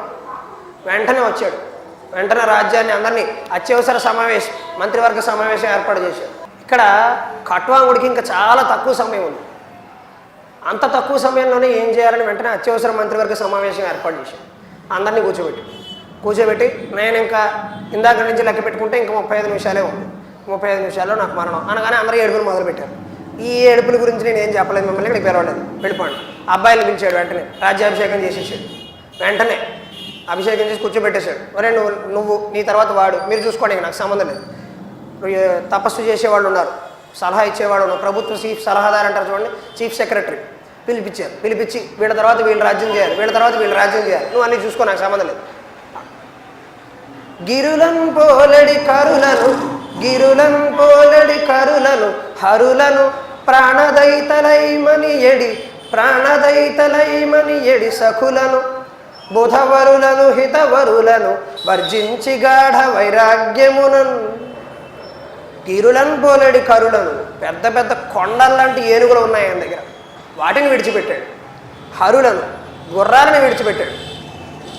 ప్రాణదైతలైమనియడు సుందరులను, భార్యని పిలిచాడు. అప్పట్లో బహుభార్యత్వం ఉంది, ఇంకా కొంత సమయమే ఉంది, నా గురించి బెంగ పెట్టుకుని బాధపడకండి, ఆనందంగా ఉండగలిగిన రోజులు ఉన్నాం, మిమ్మల్ని చూసుకోగలిగినంత బాగా చూసుకున్నాను, తర్వాత మీ అబ్బాయిలకు అప్పచెప్పాను, వాళ్ళు మిమ్మల్ని చూసుకుంటారు, చూసుకోకపోతే మీ ప్రారంభ కర్మ, నేను చేయగలిగింది ఏమి, నేను సంస్కారం నేర్పించాను, అయిపోయింది. అన్ని గన్ షాట్ డైలాగులే, ఒకటే మాట టపా టపా టపా చెప్పి బయలుదేరిపోతాం. సుందరులను బుధవరులను హితవరులను వర్జించి గాఢ వైరాగ్యములను. అక్కడ మహానుభావులు కవులు పండితులు ఉన్నారు. వాళ్ళందరికీ చెప్పారు, అయ్యా రాజ్యపాలన చూసుకోండి కాస్త, మీరు రకరకాల కావ్యాల్లో రకరకాల భాగవతంలో పురాణంలో శాస్త్రాల్లో ఉన్న విషయాలు మా అబ్బాయిలకి చెప్పండి, వాళ్ళు దాని అనుగుణంగా పరిపాలన చేయాలి. కావ్యాలు ఉన్నది ఎందుకంటే ఎందుకు ఇలా పరిపాలన చేయాలి, మీరు ఏవి మంచి విశేషాలు ఏవి ముఖ్యమైనవో మీరు చెప్పకపోతే పరిపాలన పాడైపోతుంది. మీరే దగ్గరుండి పిల్లల్ని చూసుకోవాలి, మీరే ఒక రకంగా మహారాజులు, మీరే దగ్గర ఉండి కాస్త పిల్లల చేత మంచి పనులు చేయించండి, దానానికి అలవాటు చేయండి, ఒక్క నిమిషమైనా మరణాన్ని ఎదుర్కొనే ధైర్యాన్ని వాళ్ళకి నేర్పించండి, 4 పద్యాలు చెప్పండి అని చెప్పి వాళ్ళందరికీ సూచనలు చేసేసి బుధవరులను హితవరులను వర్జించి గాఢ వైరాగ్యములు. వెంటనే ఒక ప్రదేశం చూసుకున్నాడు, ఎవ్వరు రావద్దని ఏకాంతంగా ఒక ప్రదేశానికి వెళ్ళిపోయాడు. నా వెనకాల ఎవ్వరు రావడానికి వెళ్ళలేదని చెప్పాడు, వెళ్ళిపోయాడు. ఇంకా కొన్ని నిమిషాలు మాత్రమే ఉందనగా మొత్తం అన్నీ విడిచిపెట్టేశాడు. ఒక చిన్న గుడ్డ ఒకటి కట్టుకుని కళ్ళు మూసుకుని భగవద్ధ్యానం చేస్తూ కూర్చున్నాడు. ఆయనకి మోక్షం దక్కింది. 48 నిమిషాల్లో మన బంధుత్వాలని, మన బంధాలని, మన డబ్బులని, మన బంగారాన్ని, మన ఆస్తులని, మన కార్లని, మన బళ్ళని మనం వదలడానికి సిద్ధంగా ఉన్నామా? ఎవరికి ఉంది అంత ధైర్యం? 48 నిమిషాల్లో చనిపోతామంటే ఈ క్షణమే మన గుండె ఆగిపోతుంది, కానీ ఆలోచన చేయగలం అసలు? ఏం చేయాలో ఆలోచించేలోపే 48 నిమిషాలు అయిపోతాయి. ఏం చేయాలో ఆలోచించేలోపు, వీరునామా రాసేలోపే అయిపోతుంది. దానిలో తప్పులు దిద్దేసరికి ఎవరికి రాద్దాం, వాడికి రాద్దామా, వీడికి రాద్దామా, వీడికి రాస్తే మంచిదంట, వాడికి రాస్తే మంచిదంట, ఎవరికి రాసినా చేసేది ఏమి లేదు, అయిపోయింది. అక్కడ ఎవరు పట్టుకుపోవాలో వాళ్ళే పట్టుకుపోతారు. కానీ ఖట్వాంగుడు ముందు వెనక ఏమీ ఆలోచన చేయలేదండి. అయిపోయింది జీవితం, ఇక దీని గురించి ఆలోచించడం అనవసరం అని చెప్పాడు. తపస్సు కోసం ప్రార్థన చేశాడు. ఆ కథ పరీక్షిత్తుకి సుఖమహర్షి చెప్పాడు. 48 నిమిషాల్లో ఆయన సాధించిన ముక్తిని నువ్వు 7 రోజుల్లో సాధించలేవా? అందులో నీ ఎదురుకుండా ఉన్నది నేను, నీకు అద్భుతమైన కథలు చెబుతా, సాధించవయ్యా. అంత విశేషమైన భాగవత కథని పరీక్షిత్తు విన్నాడు. కానీ అంత విశేషమైన జ్ఞాన సంపన్నుడైన పరీక్షిత్తుకి జనమేజయ మహారాజు పుట్టాడు. పగలు ప్రతీకారాలు ఏ స్థాయిలో పెరిగిపోతాయో చూడండి. భారతంలో కథలో ఒక కథ చెప్పుకున్నామంటే దానికి మళ్ళీ లంకిగా 10 కథలు చెప్పుకోవాలి. ఒకదానికొకటి ముడేసుకుని ఉంటాయి. జనమేజయ మహారాజు పుట్టాడు. పాలన బాగానే ఉంది, బాగానే చేశాడు. కానీ తండ్రిని తక్షకుడు చంపిన కోపాన్ని మడిచిపోలేకపోయాడు. పగని మనసు నిండా నింపేసుకున్నాడు. పగానే కంటే విషాన్ని నింపుకున్నాడు. పాముకు విషం ఉండాలా, మనిషికి విషం ఉండాలా, కానీ నింపుకున్నాడు. తండ్రి గారి పగ. అక్కడ శమీకుడు ఆవేశంలో శాపం పెట్టాడు, ఇక్కడ జనమేజయుడు కూడా ఆవేశంలో నేను తక్షకుడిని చంపే తీరతాను కూర్చున్నాడు. దీనికి ఉదంకుడి బలం తోడైంది భారతంలో. ఉదంకుడికి ఎందుకు కోపం వచ్చింది తక్షకుడి మీద? ఉదంకుడు పైలుడు అనే గురువుకి శిష్యుడు. పైలుడికి గురుదక్షిణ సమర్పించడం కోసం ఉదంకుడు అడవుల వెంట నానా తిప్పలు పడి పౌష్యుడి మహాసామ్రాజ్యానికి వెళ్ళి ఆయన శ్రీమతి అయిన పౌష్యుడి మహారాణి, ఆవిడ శ్రీమతి కర్ణకుండలాలు ఉన్నాయి, వాటిని గురుదక్షిణగా పుచ్చుకుని రమ్మని గురువుగారి భార్య ఆదేశించింది. గురుదక్షిణగా తీసుకురమ్మని. ఈయన నానా తిప్పలు పడి ఆ కర్ణకుండలాలు తీసుకొస్తే తక్షకుడు ఆ కర్ణకుండలాలు అపహరించాడు. ఈయన కొండ దగ్గర నుంచి సంధ్యావందనం చేస్తున్న సమయంలో, సూర్యుడికి వేసి చూసి నమస్కరిస్తున్న సమయంలో తక్షకుడు మాయారూపంలో వచ్చి కర్ణకుండలాలు అపహరించాడు. సూక్ష్మ రూపంలో దూరి భూమిలోకి దూరిపోయాడు. భూమిలోకి ఎందుకు దూరాడు? పాతాళంలో ఉంటారు వాడు, నాగలోకం కింద ఉంటుంది. అందుకే పాములు కలుగులో దాక్కుంటాయి, పైన ఎక్కడ దాక్కు. కొండ చిలువలంటే వేరు చెట్టుకు చుట్టుకుంటాయి, కానీ సాధారణంగా కిందే ఉంటాయి. ఉదంకుడు దాని వెంట ప్రయాణం చేశాడు. పాము అంటే కలుగులో దూరుతుంది, ఉదంకుడు ఎలా దూరతాడు? ప్రశ్న రావాలి. ఉదంకుడికి అష్టసిద్ధులు ఉన్నాయి. ఉదంకుడు సూక్ష్మ రూపాన్ని ధరించగలడు. అణిమ మహిమ చైవ గరిమ లహిమ తదా ప్రాప్తి ప్రాకామ్యం ఈశత్వం వశిత్వం చ అష్టసిద్ధయ. ఉదంకుడికి అష్టసిద్ధులు ఉన్నాయి. ఒక్కసారిగా పెద్దవాడు అవ్వగలడు, ఒక్కసారిగా చిన్నవాడు అవ్వగలడు. అందుకని సూక్ష్మ రూపాన్ని ధరించి పాము వెంబడి పాతాళ లోకానికి వెళ్ళి అక్కడ విషయాన్ని తెలుసుకున్నాడు. నాగస్తుతి చేశాడు, నాగలోకస్తుతి చేశాడు. ముందు ఐరావతాన్ని ప్రార్థించాడు, ఆదిశేషుని ప్రార్థించాడు, వాసుకిని ప్రార్థించాడు. మాకు ప్రసన్నుడయ్యడు. నన్నయ్య గారు భారతంలో అద్భుతమైన పద్యాలు రాస్తారు. అది ప్రత్యేకించి అంశం కాదు కాబట్టి నేను ప్రస్తావించట్లేదు. అద్భుతమైన స్థుతి చేసేసరికి ఏం కావాలో కోరుకో అన్నారు. తక్షకుడు నా కర్ణకుండలాలు అపహరించాడు, అవి ఇప్పించండి అన్నారు. అవి ఇప్పించారు. కానీ ఉదంకుడు పగని విడిచిపెట్టలేదు. నా దగ్గర కర్ణకుండలాలు అపహరిస్తావా, నీ సంగతి చెప్తా అని వెనక్కి వచ్చాడు. జనమేజయుడి దగ్గర చేరాడు. కామన్ ఎనిమి అనే ఆంగ్లంలో ఓ మాట ఉంటుంది, నీకు శత్రువు ఎవడో నాకు కూడా వాడే శత్రువు, ఇద్దరం కలిసి వాడిని వేసేస్తే అనే పథకానికి జనమేజయ మహారాజు ఉదంకుడు వచ్చారు. ఉదంకుడు ఈ తక్షకుడు మామూలు వాడు కాదండి, ఎంతోమందిని ఇబ్బంది పెట్టాడు అని చెప్పి బాగా ఎక్కించాడు. జనమేజయప్పటికి అప్పటికే పేకలోతు ఉంది విషయం, ఈయన ఇంకా ఎక్కించాడు. దాంతో సర్పయాగం చేశారు. తక్షకుడిని చంపాలనుకుంటే ఒక పాముని చంపితే అయిపోయారు కదా, సర్పయాగం చేశారు. వేల పాములను నాశనం చేశారు. ఆ మిగిలిన పాములు ఏం చేసాయి పాపం? పోని పగ ప్రతీకారం, సరే ప్రతీకారం తీర్చుకున్నారని అనుకున్నాం. కానీ మిగిలిన పావులను చంపవలసిన అవసరం ఎందుకు వచ్చింది? అక్కడే మనిషి ఆలోచన చేయాలి. ఒక్కళ్ళు చేసిన తప్పుకి సమూహాన్ని అందటిని, ఒక్కళ్ళు చేసిన తప్పుకి ఒక కులాన్నో ఒక సామాజిక వర్గాన్నో మనం ద్వేషించడం ఎంతవరకు సరైనది? కానీ అన్ని పావులని హింసించాడు. అన్ని పావులు ఎందుకు చచ్చాయంటే మరొక కథ. గరుత్మంతుడు కద్రువ వినత కథ. తల్లి చెప్పినట్టు వినలేదని చెప్పి కద్రువ మీరందరూ సర్పయాగంలో పడి చావండి అని చెప్పింది. వాళ్ళు నిజం పావును నీతికే కట్టుబడ్డారు పాపం. కానీ తల్లి శాపం ఫలించింది. 1000 పావులు చనిపోయి. ఆశ్చర్యకరంగా అంత సర్పయాగం చేసి తక్షకుడిని చంపవలసిన యాగంలో అన్ని పాములు చనిపోయాక ఇంత చేస్తే తక్షకుడు చావలేదు. అసలైన వాడు చావలేదు. నువ్వు ఎవరి మీద పగ సాధించుకోవాలనుకున్నావు, వాడు చావలేదు. అన్యాయంగా ముందు 999 పాములు చచ్చిపోయాయి. తక్షకుడు వస్తుంటే, తక్షకుడిని పిలుస్తుంటే ఈయన రాడేమో అని చెప్పి ఇంద్రుడి సింహాసనానికి చుట్టుకున్నాడు. ఇంద్రుడి సింహాసనం చాలా శక్తివంతమైంది అది కథల్లో. అందుకని ఉదంకుడు సహేంద్ర తక్షకాయ స్వాహ అన్నాడు. ఇంద్రుడితో సహా వచ్చి పడాడు సర్పయాగంలో. ఇంద్రుడి కుర్చీతో సహా ఇంద్రుడు కూడా లేచిపోయి యాగంలో వచ్చి పడుతున్నాడు. అప్పుడు నాగలోకాన్ని ఉద్ధరించడానికి ఒక మహానుభావుడు వచ్చాడు. జరత్కారు మహర్షి కుమారుడు. జరత్కారు మహర్షి, ఆయన పేరు జరత్కారుడే, తన శ్రీమతి పేరు జరత్కారుడే. అదొక కథ. ఆయన ఎందుకు అలా పెళ్లి చేసుకున్నాడు? పితృదేవతలకు శాంతి కలిగించడం కోసం పెళ్లి చేసుకున్నాడు. అప్పటిదాకా పెళ్లి వద్దు ఏమొద్దు అని కూర్చున్నాడు. కానీ పితృదేవతలు ఈయన వివాహం చేసుకోకపోవడం వల్ల వాళ్ళకి కలగవలసిన సద్గతులు కలగలేదు. అందుకని పితృదేవతలకు సద్గతులు కలిగించడం కోసం నా పేరే ఎవరికైనా అమ్మాయికి ఉంటే చేసుకుంటాను. నాగలోకంలో జరత్కారు అనే అమ్మాయి ఉంది. ఇద్దరు పెళ్లి చేసుకున్నారు. వాళ్ళకు పుట్టిన మహానుభావుడు ఆస్తి.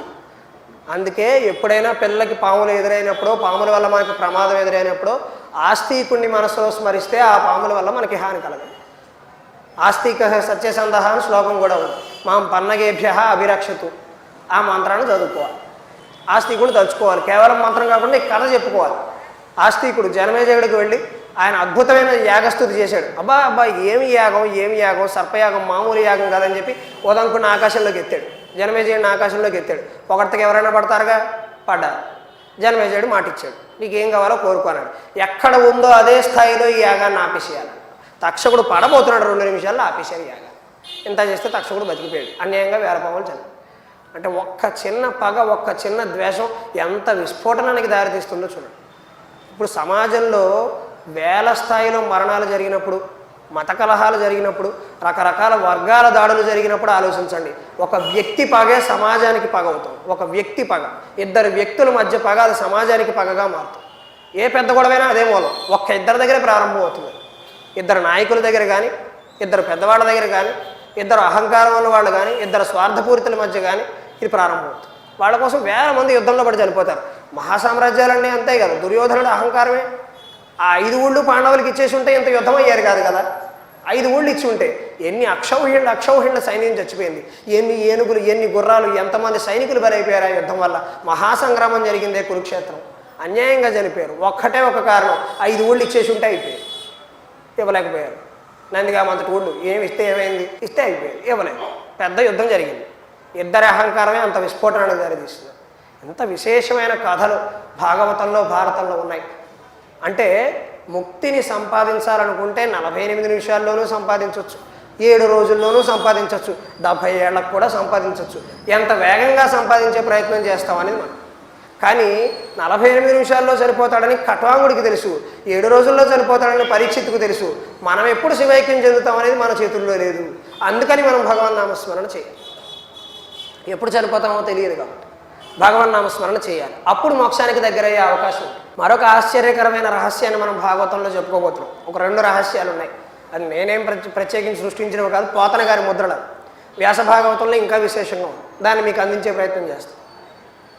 ఇంతమంది రూపాలలో, పురుషుల రూపంలో, స్త్రీల రూపాల్లో, స్త్రీ తిరియగ్జడంబుల రూపంలో, ఉద్భిజ్యములు, స్వేదజములు, జరాయుజములు, అండజములు, జలచరాలు, జడ పదార్థాలు, ఇన్ని పదార్థాలు, ఇన్ని బళ్ళు, ఇన్ని కార్లు, అన్ని రూపాల్లోనూ భగవంతుడే ఉన్నాడని మనం చెప్పుకున్నాం. దాన్ని ఎలా నిరూపించాలి? భగవంతుడు అన్ని రూపాల్లో ఉండడం ఎలా వీలవుతుంది? ఉంటే ఎలా చేయగలుగుతాడు? మనం చెప్పుకున్నాం. మనం అందరం కూడా భగవత్ స్వరూపులమే. భగవంతుడు ప్రతి రూపంలోనూ ఆయనే ఉన్నాడు. ఆయనే దర్శకుడు, కథ, మాటలు, స్క్రీన్ ప్లే, దర్శకత్వం అన్నీ కూడా ఆయనే. మనం కేవలం పాత్రధారులం అని చెప్పుకున్నాం. కానీ దీన్ని నమ్మడం ఎలా? మనం సైన్స్ చదువుకున్న విద్యార్థులు దేన్ని ఊరికి విడిచిపెట్టకూడదు. అటో ఇటో తేల్చేయాలి. భాగవతమైన భారతమైన అందులో స్పష్టంగా అంత వెతకాల్సిన అవసరం కూడా లేదండి. పండితులకి తెలిసిన విషయమే. తెలియని వారి కోసం నేను చెప్పే ప్రయత్నం చేస్తున్నా. భాగవతంలో స్పష్టమైన సమాధానం ఉంది. కృష్ణలీలలో భాగంగా ఒక లీలను నేను ఈరోజు చెబుతానని విడిచిపెట్టాను. ఆ లీలలోనే సమాధానం. గోవర్ధనోద్ధరణ అయిపోయాక మరొక సంఘటనలో ఒకరోజు కృష్ణుడు గోపాలుడు అందరూ కలిసి ఆవులని దూడని వేసుకుని అవి పచ్చిక బయళ్ళు గడ్డి మేయించాలి కదా వాటి చేత కాస్త అలా విహారయాత్రకు బయలుదేరారు. కృష్ణుడు చక్కగా వేణు ఊరుతున్నాడు ఒక గోవు మీద కూర్చుని. అందరూ ఆ పాటలు వింటూ కృష్ణుడు పాటలు బాగా పాడుతున్నాడని పెడుతున్నాడు. ఒక చోటుకు వెళ్ళేసరికి కృష్ణుడు ఒక చోట కూర్చున్నాడు. కొంత సమయానికి బ్రహ్మదేవుడికి ఈ బాలకుడు విశిష్టమైన లీలలు చేస్తున్నాడు అనే విషయం తెలుసు. ఇంద్రుడికి అహంకారం వచ్చింది. దానివల్ల గోవర్ధనోద్ధరణ జరిగింది. ఇంద్రుడు అహంకారాన్ని కృష్ణుడు భేదించాడు, మనం చూసాం. కానీ ఇక్కడ బ్రహ్మదేవుడికి కూడా అహంకారం వచ్చింది. 4 శిరస్సులు ఉండి కూడా, బ్రహ్మజ్ఞానం కలిగి ఉండి కూడా, 4 శిరస్సులతో 4 వేదాలను ఎప్పుడూ వ్యవధి లేకుండా చదువుతూ ఉన్నా కూడా అహంకారం వచ్చే అవకాశం ఉంది. నేను బ్రహ్మజ్ఞానిని అని అనిపించడం కూడా ఒక అహంకారం వచ్చే అవకాశం. అప్పటికి ఈయన విష్ణుమూర్తి అవతారం అనే దశావతారాల్లో ఒకటిని బ్రహ్మదేవుడికి అవగాహన లేకపోయింది. బ్రహ్మదేవుడు భగవంతుడు కదా, ఆయనకి అహంకారం వస్తుందా అంటే రాకపోవచ్చు. మనకు అర్థం కావడం కోసం చెబుతారు. మనుషుల్లో అదే అహంకారం వస్తే ఏమవుతుందో తెలియడం కోసం ఇటువంటి ఉదాహరణలు పెట్టారు. బ్రహ్మదేవుడికి అహంకారం వచ్చింది. అందుకని ఈయన ఎన్ని మాయలు చేశాడో ఇప్పటిదాకా చూశాను. ఇప్పుడు ఒక విచిత్రమైన మాయను ఏం చేస్తాను, ఈ బాలకుడు ఏం చేస్తాడో చూద్దాం. అక్కడ ఉన్న గోపాలకులు, ఆవులు, దూడలు అన్నింటినీ కూడా ఒక్కసారిగా మాయం చేసి ఒక రహస్య ప్రదేశానికి తరలించేసి, కృష్ణుడు అప్పుడేదో పక్కన ఉన్నాడు ఒక పక్క. వెంటనే చూసేసరికి తనతో వచ్చిన స్నేహితులు, చెరికాళ్ళు ఎవరు కనపడతారు. ఆవులు, దూడలు ఏవీ లేవు. కృష్ణుడు ఆశ్చర్యపోయాడు. ఎంతసేపు నాతోనే ఉన్నారు, నా మురళీగానం వింటున్నారు. ఆయన కళ్ళు మూసుకుని తన్మయత్వంలో ఉన్నాడు. నారాయణుడు ఎప్పుడు మనసులో కేశవుడిని తలుచుకుంటూ ఉంటాడు, విష్ణుమూర్తి శివుడిని స్మరిస్తూ ఉంటాడు. శివుడు ఎప్పుడు మనసులో నారాయణని తలుచుకుంటూ ఉంటాడు. మనమే వాళ్ళిద్దరూ వేరు అనుకుంటాం. వాళ్ళేం వేరు కాదు, ఒకరినొకరు మనసులో తలుచుకుంటూ ఉంటారు. శివకేశవుల మధ్య ఎట్టి పరిస్థితుల్లో భేదం లేదు. ఇది కేవలం మనం కల్పించుకున్నది, మొహమాటం ఏమీ లేదు. శాస్త్రాలు ఒప్పుకో, మనం కల్పించుకుంటే ఎలాగా? వారిద్దరూ ఒకరినొకరు అద్భుతంగా స్మరించుకుంటారు మనసులో. భగవంతుడు ఒకటే రూపం, ఆయన కూడా మీరు వేరు మారు వేరు ఫ్యాన్స్ ఫాలోయింగ్లోకి దెబ్బలాడుకుంటారు ఏమిటి? అప్పుడు సినిమా హీరోలకి వాళ్ళకి తేడా ఉంటుందా? అలా ఉండదు. భగవంతుడికి ఒకటే ఆకారం. అలా దెబ్బలాట్లు అవన్నీ మనం కల్పించుకుంటాం. మా దేవుడు నగ్గారి, మావాడు గొప్ప, ఈ ఆలోచన నుంచి వచ్చింది. ఇలా ఎవరు గొప్ప కాదు, ఆయన ఒక్కడే. ఆయనే సర్వాంతర్యామి, సర్వజ్ఞుడు, సర్వశక్తిమంతుడు, ఒకటే ఆకారం, నిరాకారుడు. ఈ ఆవులు, దోళ్ళు అన్నీ మాయమైపోయాయి. పిల్లలు గోపాలకులు కూడా మాయమైపోయారు. కృష్ణుడికి ఆశ్చర్యం వేసింది. కానీ ఆయన భగవంతుడు నడిపిస్తున్నదే ఆయన. ఒక్కసారిగా కళ్ళు మూసుకొని దివ్య దృష్టితో చూశాడు. బ్రహ్మదేవుడు ప్రయత్నిస్తున్నాడని అర్థమైంది. ఓహో, 4 శిరస్సులు ఉండేసరికి నీకు అహంకారం వచ్చిందా? వామన చక్రవర్తి విషయంలో నేను ఏం చేశానో నీకు తెలియదా? రకరకాల కథల్లో ఏం చేశానో నీకు తెలియదు. నీ అహంకారాన్ని నేను భేదిస్తాను చూడు. కృష్ణుడు వెంటనే ఒక ఆశ్చర్యకరమైన చర్య తీసుకున్నాడు. ఆయన పిల్లలు చేస్తే చేష్టలు అంటాం, కృష్ణుడు చేస్తే లీలలు. కరముల్ పాదములున్ శిరంబుల వలగ్నంబుల్ ముఖంబుల్ భుజాంతరముల్ ముక్కులు కన్నులున్ శ్రవణముల్ దంతాదులున్ దండకాంబరస్రగ్వేణు విషాణుభూషణ వయోభాషా గుణాఖ్యాన తత్పరతల్ వేడ్వడకుండదల్చే విభుడా వత్సార్భకారముల్. ఆశ్చర్యకరమైన పద్యం. కరముల్ పాదములను. వెంటనే కృష్ణుడు వాళ్ళు ఎక్కడున్నారో వెతకడం మానేసి నాకు లీలలు చూపించే ప్రయత్నం చేస్తావా? నీకు అహంకారం వచ్చింది కదా, ఇంత ఉన్నాను, బాలుడు కదా అని చూస్తున్నావు కదా, నా ప్రతాపం ఏమిటో చూపిస్తాను. నీకు అహంకారం రావడం మంచిది కదా. అమాయకులైన పిల్లల పాపం వాళ్ళు ఏం చేశారు, వేణుగానం వింటూ హాయిగా వాళ్ళ పని వాళ్ళు చేసుకుంటున్నారు. ఎప్పుడు ఎవరిని బాధ పెట్టిన వాళ్ళు కాదు కదా, వాళ్ళ మీద నీ ప్రతాపం అని చెప్పి నా లీలలు ఎలా ఉంటాయో చూద్దువు కానీ. కరముల్ పాదములు. ఒక్కసారిగా అందరి చేతులు, అందరి పాదాలు, అందరి శరీరాలు భగవంతుడే ధరించారు.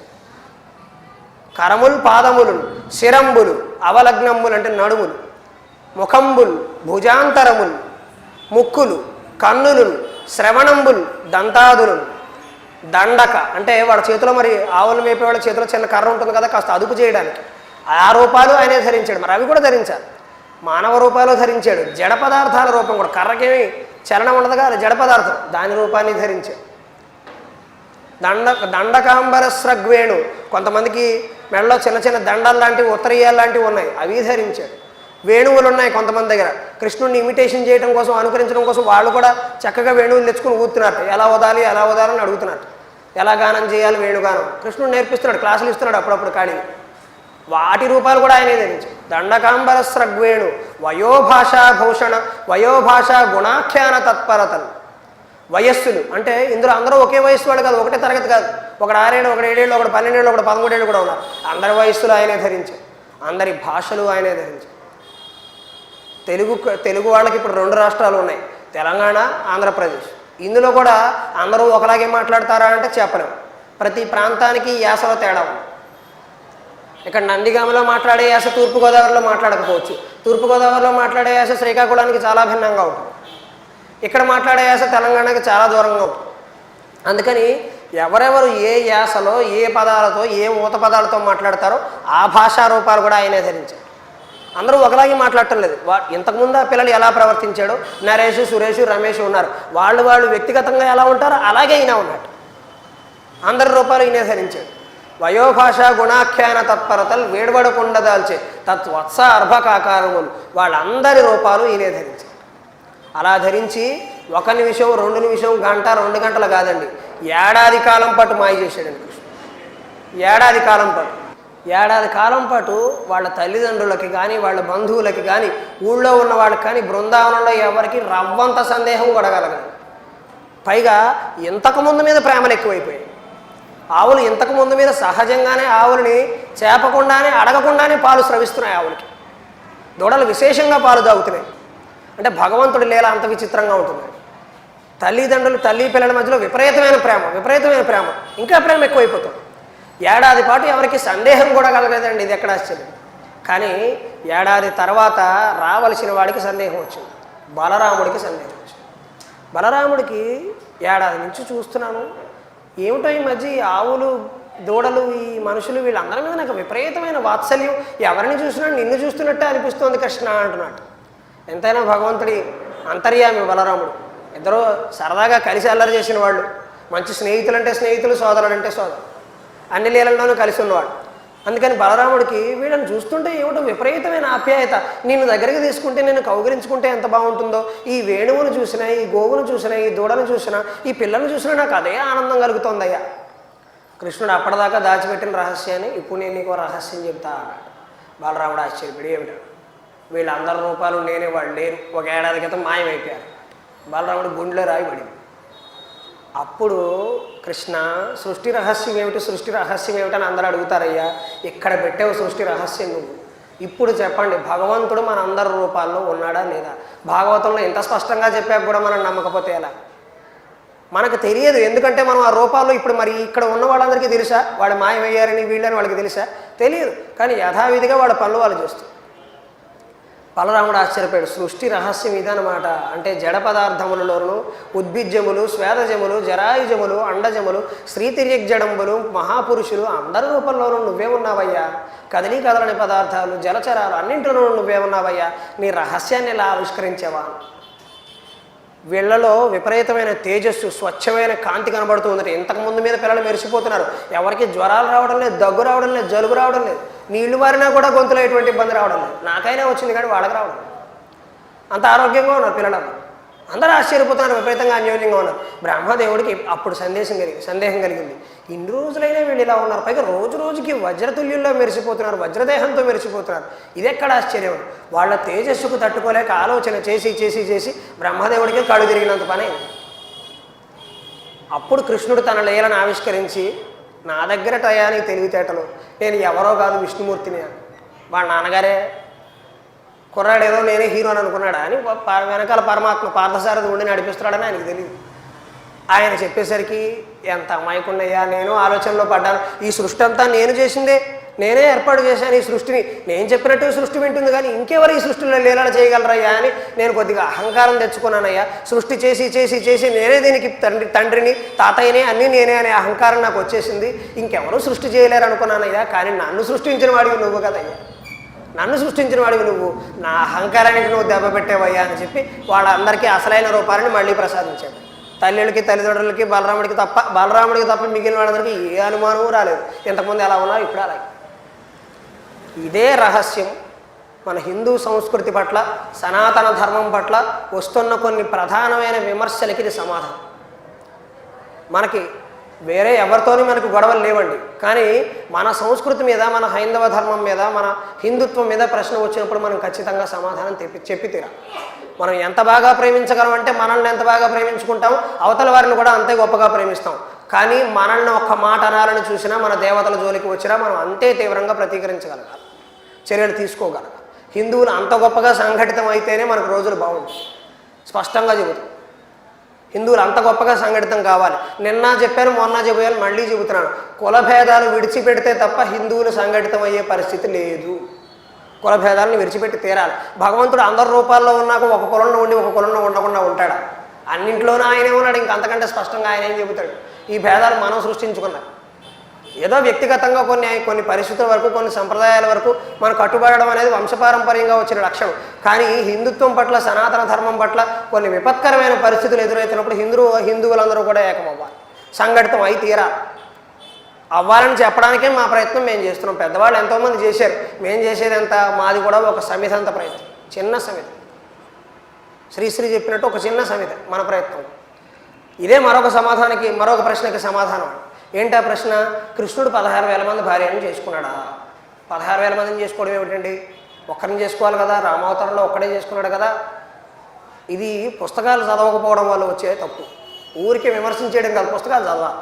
వ్యాసభాగవతం, వ్యాసభారతం చదవాలి. వ్యాసభాగవతంలో స్పష్టమైన సమాధానం ఉంది. కృష్ణుడు 16,000 ఇల్లు కట్టుకుని 16,000 ఆధార్ కార్డులు, పాన్ కార్డులు మెయింటైన్ చేసి, అన్నింటినీ లింక్ చేసి, 16,000 కిరాణం కొట్లు, 16,000 రేషన్ కార్డులు ఆయన తీసుకోలేదండి. 16,000 కాపురాలు ఆయన ఏర్పాటు చేయలేదండి. ఆ 16,000 మందికి కృష్ణుడు అంటే విపరీతమైన అభిమానం.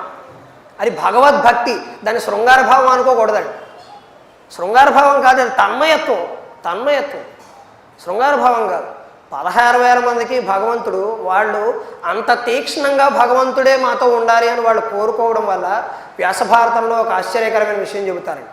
ఈ 16,000 మంది ఎక్కడెక్కడైతే ఏ ప్రాంతాల్లో అయితే ఉంటున్నారో వాళ్ళ ఇంట్లో కృష్ణుడు ఒకడి రూపంలో డబ్బులు అడుగుతున్నట్టు. ఇప్పుడు నువ్వు 1,000 రూపాయలు ఇస్తా అన్నావు కదా, ఎంత ఖర్చు అయింది? 1,000 రూపాయలు ఇవ్వండి. అవతల డబ్బులు తీసుకుంటుంది కూడా కృష్ణుడే. ఒక రూపంలో గోవుల దూడకు పాలిస్తున్నట్ట, ఒక రూపంలో తానే దూడ ఈ పాలు తాగుతున్నట్టు, ఒక రూపంలో భార్యతో దెబ్బలాటలు ఆడుతున్నట్ట, ఒక రూపంలో భార్యతో వంటింట్లో సరసాలు ఆడుతున్నట్ట, ఒక రూపంలో బయటకు వెళ్ళొస్తానే నాన్నగారు మీకు ఏమైనా తీసుకొస్తారని చెప్పి పిల్లలకి చెబుతున్నట్ట, ఒక రూపంలో తానే పిల్లాడై ఆడుకుంటున్నట్ట. ఇందాక మనం ఇన్ని రూపాలు ధరించాడని చెప్పుకున్నాం కదండి. అదే రహస్యం ఇక్కడ కూడా. 16,000 సంవత్సరాలు ఆయన చేయలేడండి. ఎవరికి కూడా సాధ్యమయ్యే పని కాదు చేయాలంటే. మీకు తెలుసు, మీరు అనుభవజ్ఞులు, నేను చెప్పేదే. 16,000 మందితో ఎలా చేస్తారని జరగని పని. అంటే వాళ్ళందరికీ కృష్ణుడి మీద ఉన్న తన్మయత్వం వల్ల, ఆ ప్రాణం మాకు ఆయనే ప్రాణం అన్నంత భావన కలగడం వల్ల వారికి ఎవరిలో అయినా కూడా ఆయనే కనపడ్డాడు. అంటే వాళ్ళు ఎవరినైతే చేసుకుంటారో భర్తని, వాళ్ళు కూడా కృష్ణుడే కనపడ్డారు. మనకి కూడా మన భార్యలో రుక్మిణీదేవి, మన భర్తలో కృష్ణుడు కనిపిస్తే మనము ఆ తన్మయత్వంలో ఉన్నట్టే లెక్క. అప్పుడు 16,000 ఒకటి, 16,000 2, 16,000 3. ఈ భావనను మనం అర్థం చేసుకోవాలి. హిందుత్వం మీద ఎవరైనా అడిగినప్పుడు సమాధానాలు చెప్పాలి. పుస్తకాలు చదవకుండా మాట్లాడితే ఇలాగే ఉంటుంది పరిస్థితి. ఎంత విచిత్రమైన రహస్యాలు భాగవతంలో ఉన్నాయి. మరొక విశేషమైన రహస్యం, హరిమయము విశ్వమంతయు హరి విశ్వమయుండు సంశయము పరిలేదు. హరిమయము కాని ద్రవ్యము పరమాణువు లేదు. వంశపావన వింటే. ఆశ్చర్యకరమైన తత్వాన్ని భగవంతుడు 2వ స్కంధంలో ఆవిష్కరింపజేశాడు సుఖమహర్షి రూపంలో. సుఖమహర్షి పరీక్షిత్తుకి ఆశ్చర్యకరమైన సమాధానం చెప్పు.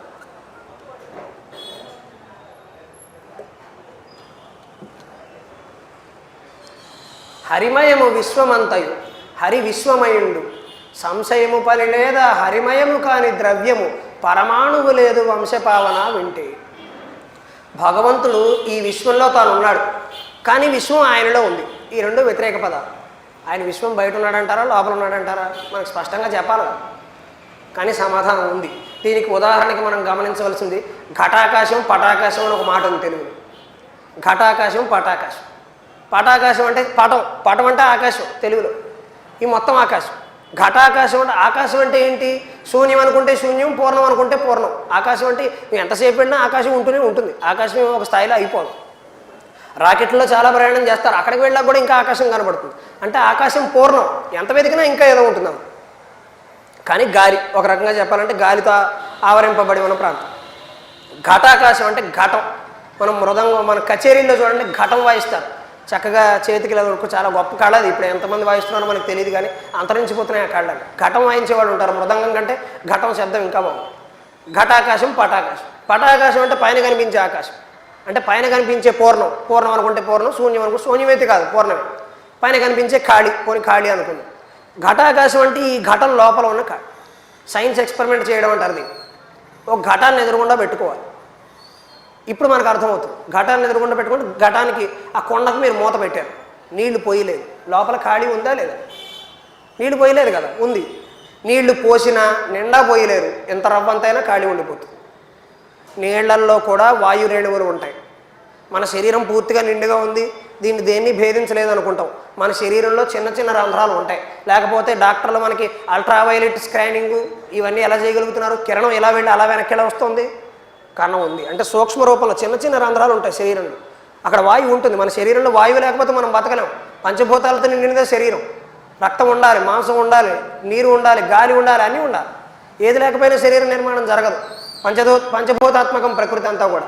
మనలో గాలి కూడా ఉందంటే మనలో ఖాళీ ఉంది. ఘటాకాశం, పటాకాశం. లోపల మూత పెట్టారు, లోపల ఖాళీ ఉంది. కానీ ఈ కొండను బద్దలు కొట్టాడు. బయట మొత్తం ఒక ఖాళీ ఉంది, ఈ కొండ లోపల ఒక ఖాళీ ఉంది. మీరు మూత పెట్టారు దానికి. ఇప్పుడు కొండ బద్దలు కొట్టాడు, మొత్తం ఒకటైనా కాదు. కొండ బద్దలు కొడితే అదే శూన్యం కదా, అదే శూన్యం, మొత్తం ఒక శూన్యం. ఇప్పుడు ఆ ఘటం అనేది మన శరీరం అనే భావన చేయండి. ఘటం అనేది మన శరీరం అనే భావన చేయండి. ఈ విశ్వమంతా భగవంతుడు నిండి ఉన్నాడు, నీ లోపల లేడా? ఘటం లోపల లేడా? హరిమయము విశ్వమంతయు, హరి విశ్వమయుండు. శరీరం లోపల, ఘటం లోపల ఆయనే ఉన్నాడు. పటాకాశం రూపంలో బయట కూడా ఆయనే ఉన్నాడు. అంటే సూర్యుడి మండలాన్ని గమనించండి. సూర్యుడు గుండ్రంగా ఉండి తాను వెలుగుతూ ఉంటాడు, జగత్తుని వెలిగింపజేస్తూ ఉంటాడు. ఒక మండలంలో తాను తిరుగుతూ ఉంటాడు. ఆయన మండలంలో తిరుగుతూ తాను ప్రకాశవంతమవుతూ ప్రపంచాన్ని ప్రకాశవంతం చేస్తూ ఉంటాడు. భగవంతుడు కూడా తన మండలంలో తాను ఉంటూ తాను వెలుగుతూ జగత్తును వెలిగింపజేస్తూ ఉంటాడు. అందుకే కృష్ణుడు మన్ను తిన్నవా నాయన అంటే కలయో వైష్ణవమాయో అని మనం పద్యం చెప్పుకున్నాము. నోరు తెరిస్తే అండపిండ బ్రహ్మాండాలు కృష్ణుడి నోట్లో కనిపించాయి. బ్రహ్మాండాలన్నీ ఆయన కడుపులో ఉంటే మనం ఏ బ్రహ్మాండంలో ఉన్నట్టు? మరి ఆయన భూలోకంలో ఉన్నాడు కదా, మరి ఆయన కడుపులో బ్రహ్మాండం ఉండడం ఏమిటి? అదే ఘటాకాశం, పటాకాశం. కృష్ణుడి జీవితం కూడా అయిపోయిందిగా, యుద్ధం అయిపోయి కృష్ణుడు చనిపోయాడు కదా, మనకు తెలిసిన సంఘటన. మరి ఆ ఘటం ఛిద్రం అయిపోయినట్టే కదా, అయిపోయాక అది పటాకాశంలో కలిసిపోయింది. సరిగ్గా జీవుడైనా అంతే, దేవుడైనా అంతే. మనం కలిసి విడిగా ఉన్నంతసేపు మనం జీవుడు అనే భావన చేస్తాం.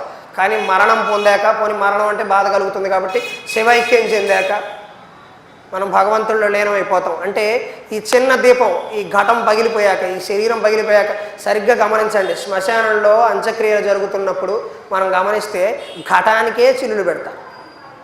ఘటాకాశం అంటే అది. ఘటం పగిలిపోవటం అంటే అది.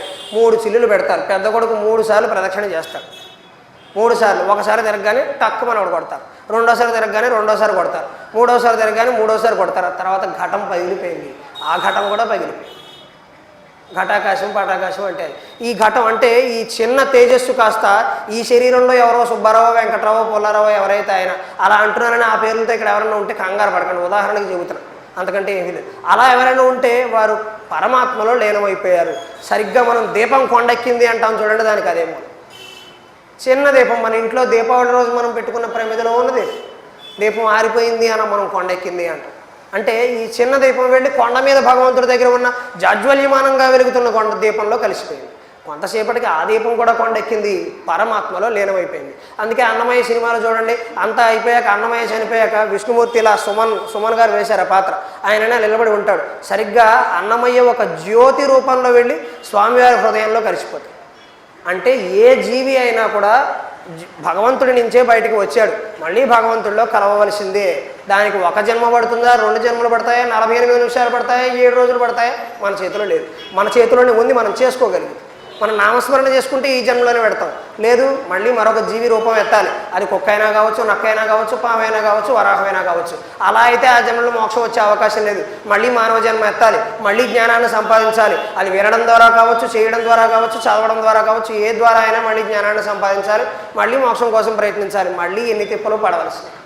అందుకని రాక వచ్చిన అవకాశాన్ని సద్వినియోగం చేసుకోమన్నారు. ఎంత విచిత్రమైన తత్వాన్ని భగవంతుడు చెప్పారండి. సృష్టి రహస్యం, సృష్టి ఎలా ఏర్పడింది అని పిల్లలు అడుగుతారు, ఇది సమాధానం. భగవంతుడు అన్ని రూపాల్లో ఎలా ఉన్నాడంటారు, ఇది సమాధానం భాగవతంలో. ఇన్ని మాటలు చెప్పుకున్నామండి. ఒక అద్భుతమైన కల్పన కన్నడ రామాయణంలో రాముడి గురించి ఒక అద్భుతమైన కల్పన చేశారు. నిజంగా గుండె కదిలిపోతుంది ఆ కల్పన చూసుకుంటే. ఎన్ని యుగాలు సరిపోతాయండి రాముడు సీతాదేవి వాళ్ళ ప్రేమలకి. ఎంత గొప్ప ప్రేమ! ఆ కల్పన చూస్తే కవులు ఎంత గొప్ప ఆలోచనలు చేస్తారో అనిపిస్తుంది. కన్నడ రామాయణంలో కవులు ఒక ఆశ్చర్యకరమైన కల్పన చేశారు. అరణ్యవాసంలో ఉండగా సీతాదేవిని రావణాసుడు తీసుకువెళ్ళినప్పుడు, మనం అది పెద్ద కథ కాబట్టి రామాయణం అవుతుందని చెప్పుకోలేదని నేను ముందే చెప్పాను. కానీ ఈ సూక్ష్మం చాలా అద్భుతంగా ఉంటుంది. నిజంగా జరిగిందని చెప్పలేము, జరిగే అవకాశం లేదు. కానీ కవులు అలా కల్పన చేశారు. వాళ్ళిద్దరు ప్రేమ ఈ స్థాయిలో ఉంటుందని చెప్పడం కోసం. రాముడు అరణ్యవాసంలో ఉన్నప్పుడు సీతాదేవిని రావణాసుడు తీసుకువెళ్ళిపోయాక విపరీతంగా బాధపడుతున్నాడు. మరి బాధపడకుండా ఎలా ఉంటాడు? స్వయంగా ఆయన రూపాన్నే సీతాదేవిలో చూసుకున్నాడు. ఆయన ఆవిడ్ని తప్పించి ఇంకొక మనిషిని ప్రేమించి ఎరగడా మనిషి ఆ జన్మను విపరీతంగా ప్రేమించాడు. అన్ని కష్టాల్లోనూ కూడా పొద్దున్నే సీతాదేవి నాకు పట్టాభిషేకం అనగానే పట్టు చీర కట్టుకుని తయారైపోయింది సీతాదేవి. ఆవిడ పట్టు చీర కట్టుకుని ఇంకా అలంకరించే లోపే పట్టాభిషేకం మనకు కాదు భరతుడికి. వెంటనే ఆ చీర మార్చుకుని వేరే చీర కట్టుకుందండి. చిన్న చీర, అడవుల్లో తిరగడానికి వీలుగా ఉండే చీర కట్టుకుందండి. పాపం ఒక్క మాట అడగలేదు. దానికే ఉంది, మీరు ఎక్కడుంటే అక్కడే అంటే భార్య అంత అనుకూలవతి అయి ఉండాలి. ఆ సీతాదేవిని రావణాసురుడు ఎత్తుకుపోయినప్పుడు రాముడు విపరీతంగా బాధపడుతుంటే, వాళ్ళు ఉంటున్న ప్రాంతంలో ఎంతైనా అడవి కదా, ఒక కోయ దొర అంటే అటవీ ప్రాంతాల్లో సంచరించే తెగలవాడు ఒక ఆయన చిలక జ్యోతిష్యం చెప్పి ఆయన వచ్చాడు. చాలా సరదా విషయం. చిలక జ్యోతిష్యం చెప్పేవాళ్ళు ఆ కాలంలో ఉన్నారు. ఇలా ప్రశ్నించకండి, ఊరికే కవులు ఆలోచన చేస్తారు. ఓహా, కవి ఏదైనా చేయగలడు, కవి సృష్టి చేయగలడు. ఒక చిలక జ్యోతిష్యం చెప్పేవాడు వచ్చాడు. రాముడు వెంటనే పిలిచి, దా నాకు చెప్దు కదా, చెప్పు, మీరు మనసులో ప్రశ్న కోరుకోండి, నేను చెప్తాను సమాధానం. మనసులో ఏముందయ్యా? మనసులోనూ ఒకటే ఉంది, బయట కూడా ఒకటే ఉందయ్యా. నా సీతమ్మ ఎక్కడ ఉందో కనుక్కొని చెప్పగలవా? ఆయన సర్వాంతర్యామి, ఆయన తలుచుకుంటే ఆయన తెలుసుకోవడం ఎంతసేపు. కానీ మానవ అవతారంలో నా సీతమ్మ ఎక్కడుందో కనుక్కోవయ్యా, నీ చిలకని అడుగు చెబుతుంది. వెంటనే ఆయన మొదలుపెట్టి రావమ్మ చిలకమ్మ అని మొదలుపెట్టాడు కవులు. ఆ చిన్న జాలి, చిన్న జైల్లో ఉంటుంది. ఆ చిన్న జాలి ఎత్తాడు. చిలక బయటకు వచ్చి వెంకటేశ్వర స్వామి కాడు తీసి, వెంకటేశ్వర స్వామి కాడు ఎవరి కాడో తీసి వెంకటేశ్వర స్వామి కూడా తీసి దండం పెట్టుకో, విష్ణుమూర్తి అవతారం వాడు. ఈయన విష్ణుమూర్తి అవతారం వాడికి తెలియదు. విష్ణుమూర్తి అవతారం దండం పెట్టుకో, నీకు అంతా మంచి జరుగుతుంది. దీని ప్రకారం ఏం జరుగుతుందంటే కొంతకాలానికి దొరుకుతుందని చెప్పాడు. వాడికి తెలిసిన ఊహాగానాలన్నీ వాడు చేశాడు. రాముడు ఇంకొకసారి అడుగు అంటే, సరే అదే పోనీ ఇంకో 10 రూపాయలు వస్తాయి కదా అని మళ్ళీ నేను ఎన్నిసార్లు అడిగితే అని 10 రూపాయలు అన్నాడు. ఇస్తానులేవయ్యా. మళ్ళీ ఇంకోసారి పిలిచాడు. ఈసారి మరొక అవతారం, వామనావతారం చేశాడు. ఈయన మామూలు వాడు కాదు. త్రివిక్రమ అవతారంలో 3 అడుగులో మొత్తం, ఒక అడుగుతో ఆకాశాన్ని, ఒక అడుగుతో భూమండలాన్ని, ఇంకో అడుగుతో బలిచక్రవర్తి అహంకారాన్ని నశింపజేసినట్టు. అంత గొప్పవాడా అన్న. అంత గొప్పవాడు నీకు తెలీదా అంటే, తెలియదేవయ్యా, నువ్వు చెబుతానే తెలుసుకున్నాను. ఇలా అన్ని ఆశ్చర్యకరమైన కథలు చెబుతున్నాడు. కానీ రాముడు ఇంకొకటి అడిగాను. అక్కడ 30 కార్డులు ఉన్నాయి. 30 కార్డులు అయిపోయాయి. చిలకొచ్చి ప్రతి కార్డు తీసేసి లక్ష్మణుడు చూసి చాలాసేపు చూశాడు. అన్నగారు, నేను మీకు చెప్పవలసినంత పెద్దవాడిని కాదు. ఎన్నిసార్లు అడుగుతారు ఆ చిలకని, ఎన్నిసార్లు అడుగుతారు? వాడు మాత్రం ఏమని చెబుతాడు? వదిన గారు దొరుకుతారు, నేను చెబుతున్నాను కదా. మీ ఇద్దరిని విడదీయడం ప్రపంచంలో ఎవడి వల్ల కాదు, నేను చెబుతున్నాను అన్నమాట. దొరుకుతుంది. అందరినీ ధైర్యం చెప్పవలసిన వాడు మీరే ఇంత భయపడిపోతే అలాగా? కాస్త ధైర్యంగా ఉండండి, కాస్త ధైర్యంగా ఉండండి. అమ్మవారు దొరుకుతుంది. వాడి ప్రాణాలు తీసి మేము అమ్మవారిని పట్టుకొచ్చి మీకు అప్పచెబుతాం. అది మా బాధ్యత. మీరు ఇలా కంగారు పడితే అలాగా? మీరు ఎటువంటి వారు, మీ అవతారం ఎటువంటిది అంటే, లేదయ్యా నా సీతాదేవి ఎక్కడుందో అంటే. అలా కాదండి, నా మాట వినండి. ఎందుకు అన్నిసార్లు చిలకని ఇబ్బంది పెడుతున్నారు, మీరు వాడిని ఎందుకు ఇబ్బంది పెడుతున్నారంటే, అది కాదు లక్ష్మణ, నువ్వు ఒకటి చూసేవో లేదు, ఇంకొకసారి జాతకం చెప్పు అన్న ప్రతిసారి ఆ పంజరంలో ఉన్న చిలకని వాడు విడుదల చేస్తున్నాడు. అది బయటికి వస్తుంది, నాకు విడుదల విడుదల విడుదల అనుకుని బయటకు వస్తుంది. ఈ పంజరంలో ఉన్న చిలకని నేను విడిపించినట్లయితే ఎవరి పంజరంలోనో మగ్గిపోతున్న నా చిలుకని ఎవరైనా విడిపించకపోతారా? అంత ఆశ్చర్యకరమైన తత్వం అండి రాముడు. ఎవరి పంజరంలోనో ఎక్కడుందో తెలియదు, ఏ పంజరంలోనో ఇబ్బంది పడుతుంది. రామచిలుక అంటే ఎవరు? సీతాదేవి. నా రామచిలుక ఎంత ఇబ్బంది పడుతుందో, నేను ఇక్కడ ఈ చిలుకను విడిపిస్తున్నాను కదా. పక్షికి ఎప్పుడు కూడా ఎగరడం లక్షణం అయ్యా. అది బ్రతుకుతుందో చస్తుందో చావో బతుకు అది నిర్ణయించుకుంటుంది. మనమేమన్నా దాన్ని బంధించేయడానికి? వీడు చేశాడు. నా చిలకను కూడా ఎవడో బంధించాడు. దీన్ని విడిపిస్తే పాపం ఇది మంచి మనసుతో కోరుకుంటుందేమో, ఈయన ఎవడో నన్ను మాటిమాటికి విడిపిస్తున్నాడు, వీళ్ళ చిలకను కూడా ఎవరైనా విడిపిస్తే బాగుండండి, 4 ఆశీస్సులు పలుకుతుందేమో. నా సీతాదేవి అక్కడ ఎన్ని ఇబ్బందులు పడుతుందో, ఆవిడని ఎవరు విడుదల చేస్తారో. ఎంత విచిత్రమైన కల్పనలండి ప్రేమలంటే అవి. అంత అత్యద్భుతమైన తత్వం మనకి భారతంలో, భాగవతంలో, రామాయణంలో, రకరకాల కథల్లో మనకు కనబడుతూ ఉంది.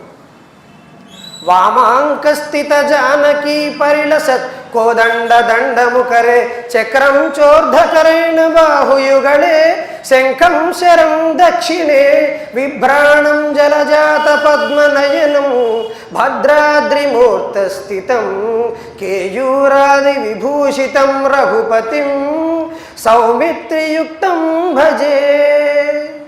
ఎంత విశేషమైన శ్లోకాలండి. అటువంటి అమ్మవారు, అటువంటి పార్వతీదేవి, అటువంటి లక్ష్మీదేవి అవతారమైన సీతాదేవి మనకి భద్రాద్రి రాముడిగా భద్రాచలంలో వెలిసిన రాముడు. ఇంత విశేషమైన దశావతారాల కథలని గత 7 రోజులుగా మనం రకరకాల కథల్లో భాగంగా వ్యాఖ్యానించుకునే ప్రయత్నం చేశాం. అందులో రకరకాల విశేషాలు చెప్పుకున్నాం. ముఖ్యంగా 7 రోజుల ప్రవచనంలో నాది ఒకటే ఉద్దేశం, 2020లో కూడా మనం భాగవత సప్తాహం చేసుకుంటున్నాం. ఈ సప్తాహం అనే సంప్రదాయం ఎక్కడి నుంచి వచ్చింది? పరీక్షిత్తు 7 రోజులు భాగవతం విన్నాడు, అందుకని మనకి 7 రోజుల సంప్రదాయం అందుకని వచ్చింది. ఆయన 7 రోజులు విన్నాడు కాబట్టి 7 రోజులు వినడం అనే ఒక సంప్రదాయంగా ప్రారంభమైంది. అదే సప్తాహాలు మనం విన్నాం. ఇంతకుముందు మహానుభావులు పెద్ద పెద్దవాళ్ళు ఎంతోమంది ఇక్కడ మాట్లాడారని తెలిసింది. అందులో నాకు కూడా ఒక సమిధిగా చిన్నపాటి అవకాశం ఇచ్చారు గురుతుయులు. అటువంటి అవకాశం ఇవ్వడం నాకు పూర్వజన్మ సుకృతం. నిజంగా చెన్నకేశవ స్వామి అంత ఆశీర్వదించాడు మన అందరినీ కూడా. మీ ఊళ్ళో ఉన్న చెన్నకేశవుడు నన్ను కూడా ఆశీర్వదిస్తున్నాడు. మనం భావన చేయగలిగితే ఆయన హైదరాబాద్లోనూ ఉంటాడు, అన్ని చోట్ల ఉంటాడు.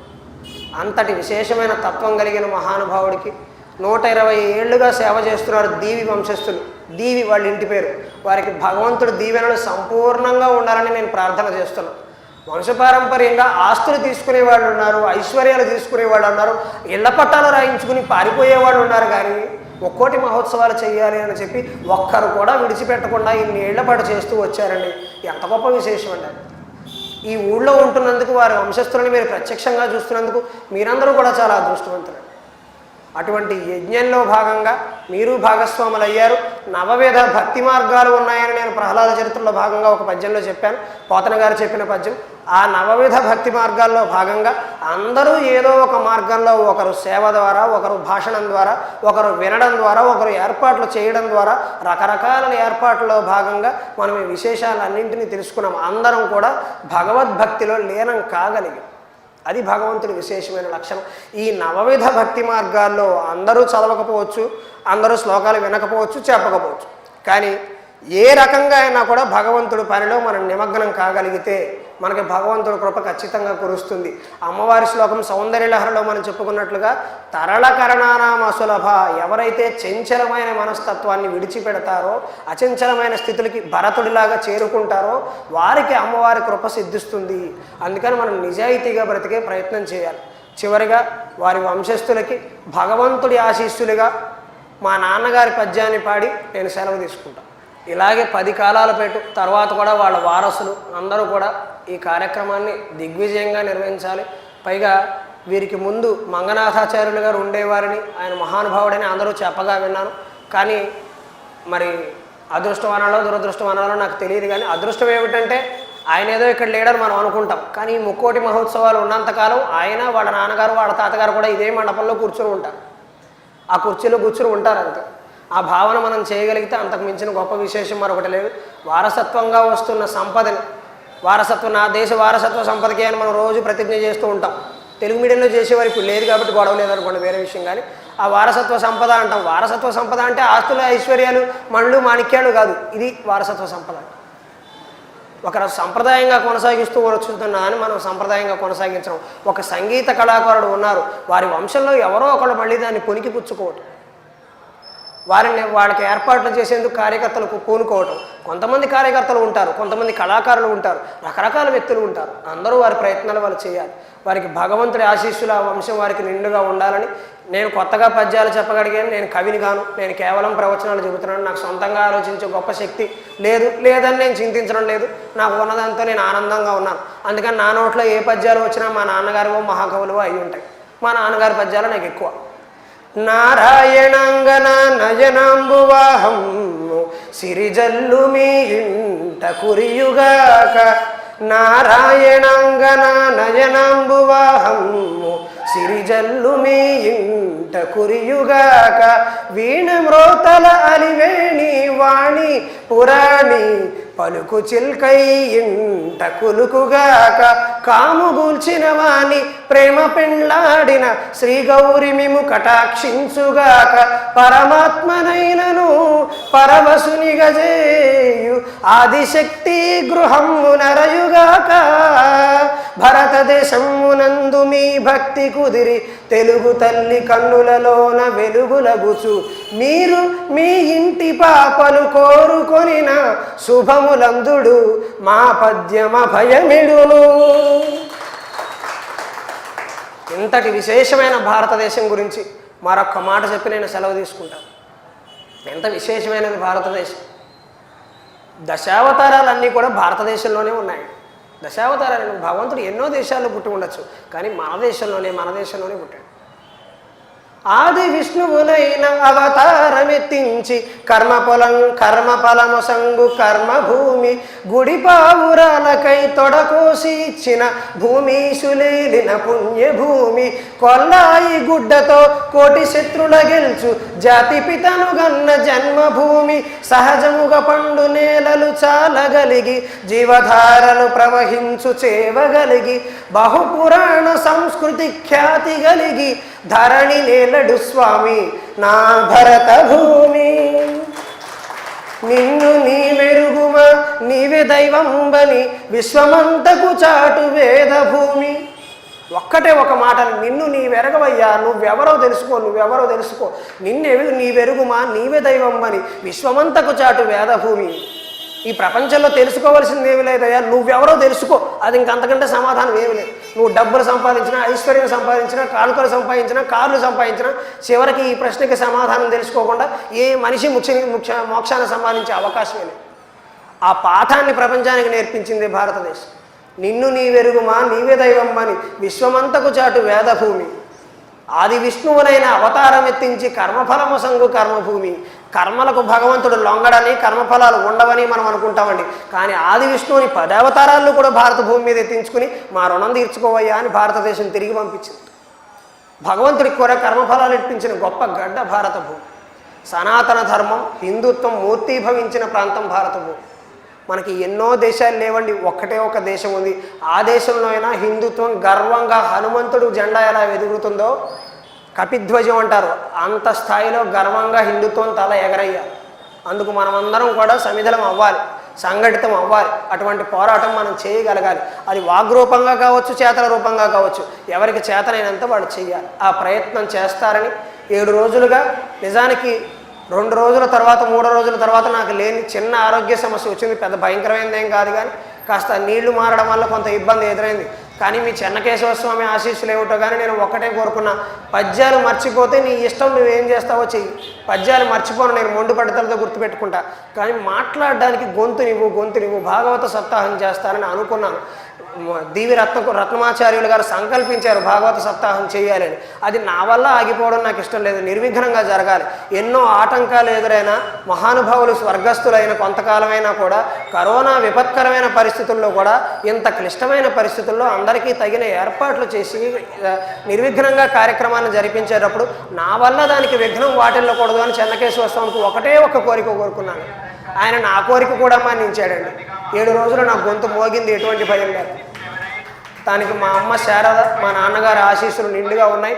ఈ 7 రోజుల్లో నేను చెప్పిన ప్రవచనంలో భాగంగా నిత్య జీవితానికి భారతాన్ని, భాగవతాన్ని ఎంత గొప్పగా అన్వయించుకోవచ్చో నేను చెప్పాను. మా నాన్నగారు నేర్పించారు, మేము అదే చెబుతున్నాం. నిత్య జీవితానికి ఉపయోగపడకపోతే ఏ ప్రసంగమైనా వృధా. అందుకని భాగవతాన్ని, భారతాన్ని మన నిత్య జీవితానికి అన్వయించుకునే ప్రయత్నం చేసి ఉన్నంతలో దాన్ని ఆచరించే ప్రయత్నం చేద్దాం. అలా ఆచరణ చేయాలనే ఆలోచన మీలో 1% నేను రేకెత్తించగలిగినట్లయితే, 1% ఏదో పిల్లాడు ఇంత చేస్తే 28 ఏళ్ళు లేవు, పెద్దవాళ్ళు పైగా ఒక మాట చెబుతున్నా, నేను ఒకవేళ 7 రోజుల్లో ఏమైనా తెలిసి తెలియక ఏమైనా అనకూడని మాటలు అంటే పెద్దవాళ్ళు కాబట్టి ఎక్కడైనా మర్యాదలో లోపం ఏమైనా అయి ఉంటే మీ ఇంట్లో అబ్బాయిగా భావించి నన్ను ఆశీర్వదించండి, పెద్ద మనసు చేసుకుని క్షమించండి. పెద్దవాళ్ళ ఆశీర్వచనాలు చాలా మంచివి. మీకు తల్లిదండ్రులందరికీ కూడా గౌరవం నేర్పించాలని పిల్లలకు చెప్పించడం నా బాధ్యత. అది నేను చెప్పాను. పెద్దవాళ్ళందరూ నిండుగా ఆశీర్వదించి నన్ను ఆశీర్వదించడం మాట ఎటున్నా కూడా ఈ ఉత్సవాలు నిర్విఘ్నంగా మరో 120 ఏళ్ళు మరో 150 ఏళ్ళు వంశపారంపర్యంగా జరగాలి అనేది పెద్దవాళ్ళ సంకల్పం ఉంటే ఊళ్ళో ఉన్న వాళ్ళు అనుకుంటే తప్పకుండా జరుగుతుంది. మీరు అందరూ కూడా ఆ వంశస్థులకి మీ తోడ్పాటును అందించాలి. అలా అందించాలనే ఆలోచనని మీ మనస్సులో 1% రేకెత్తించగలిగిన నేను ధన్యుణ్ణి. ఈ 4 మాటలు నేర్పిన మా తల్లిదండ్రులు ధన్యులు. స్వస్తి.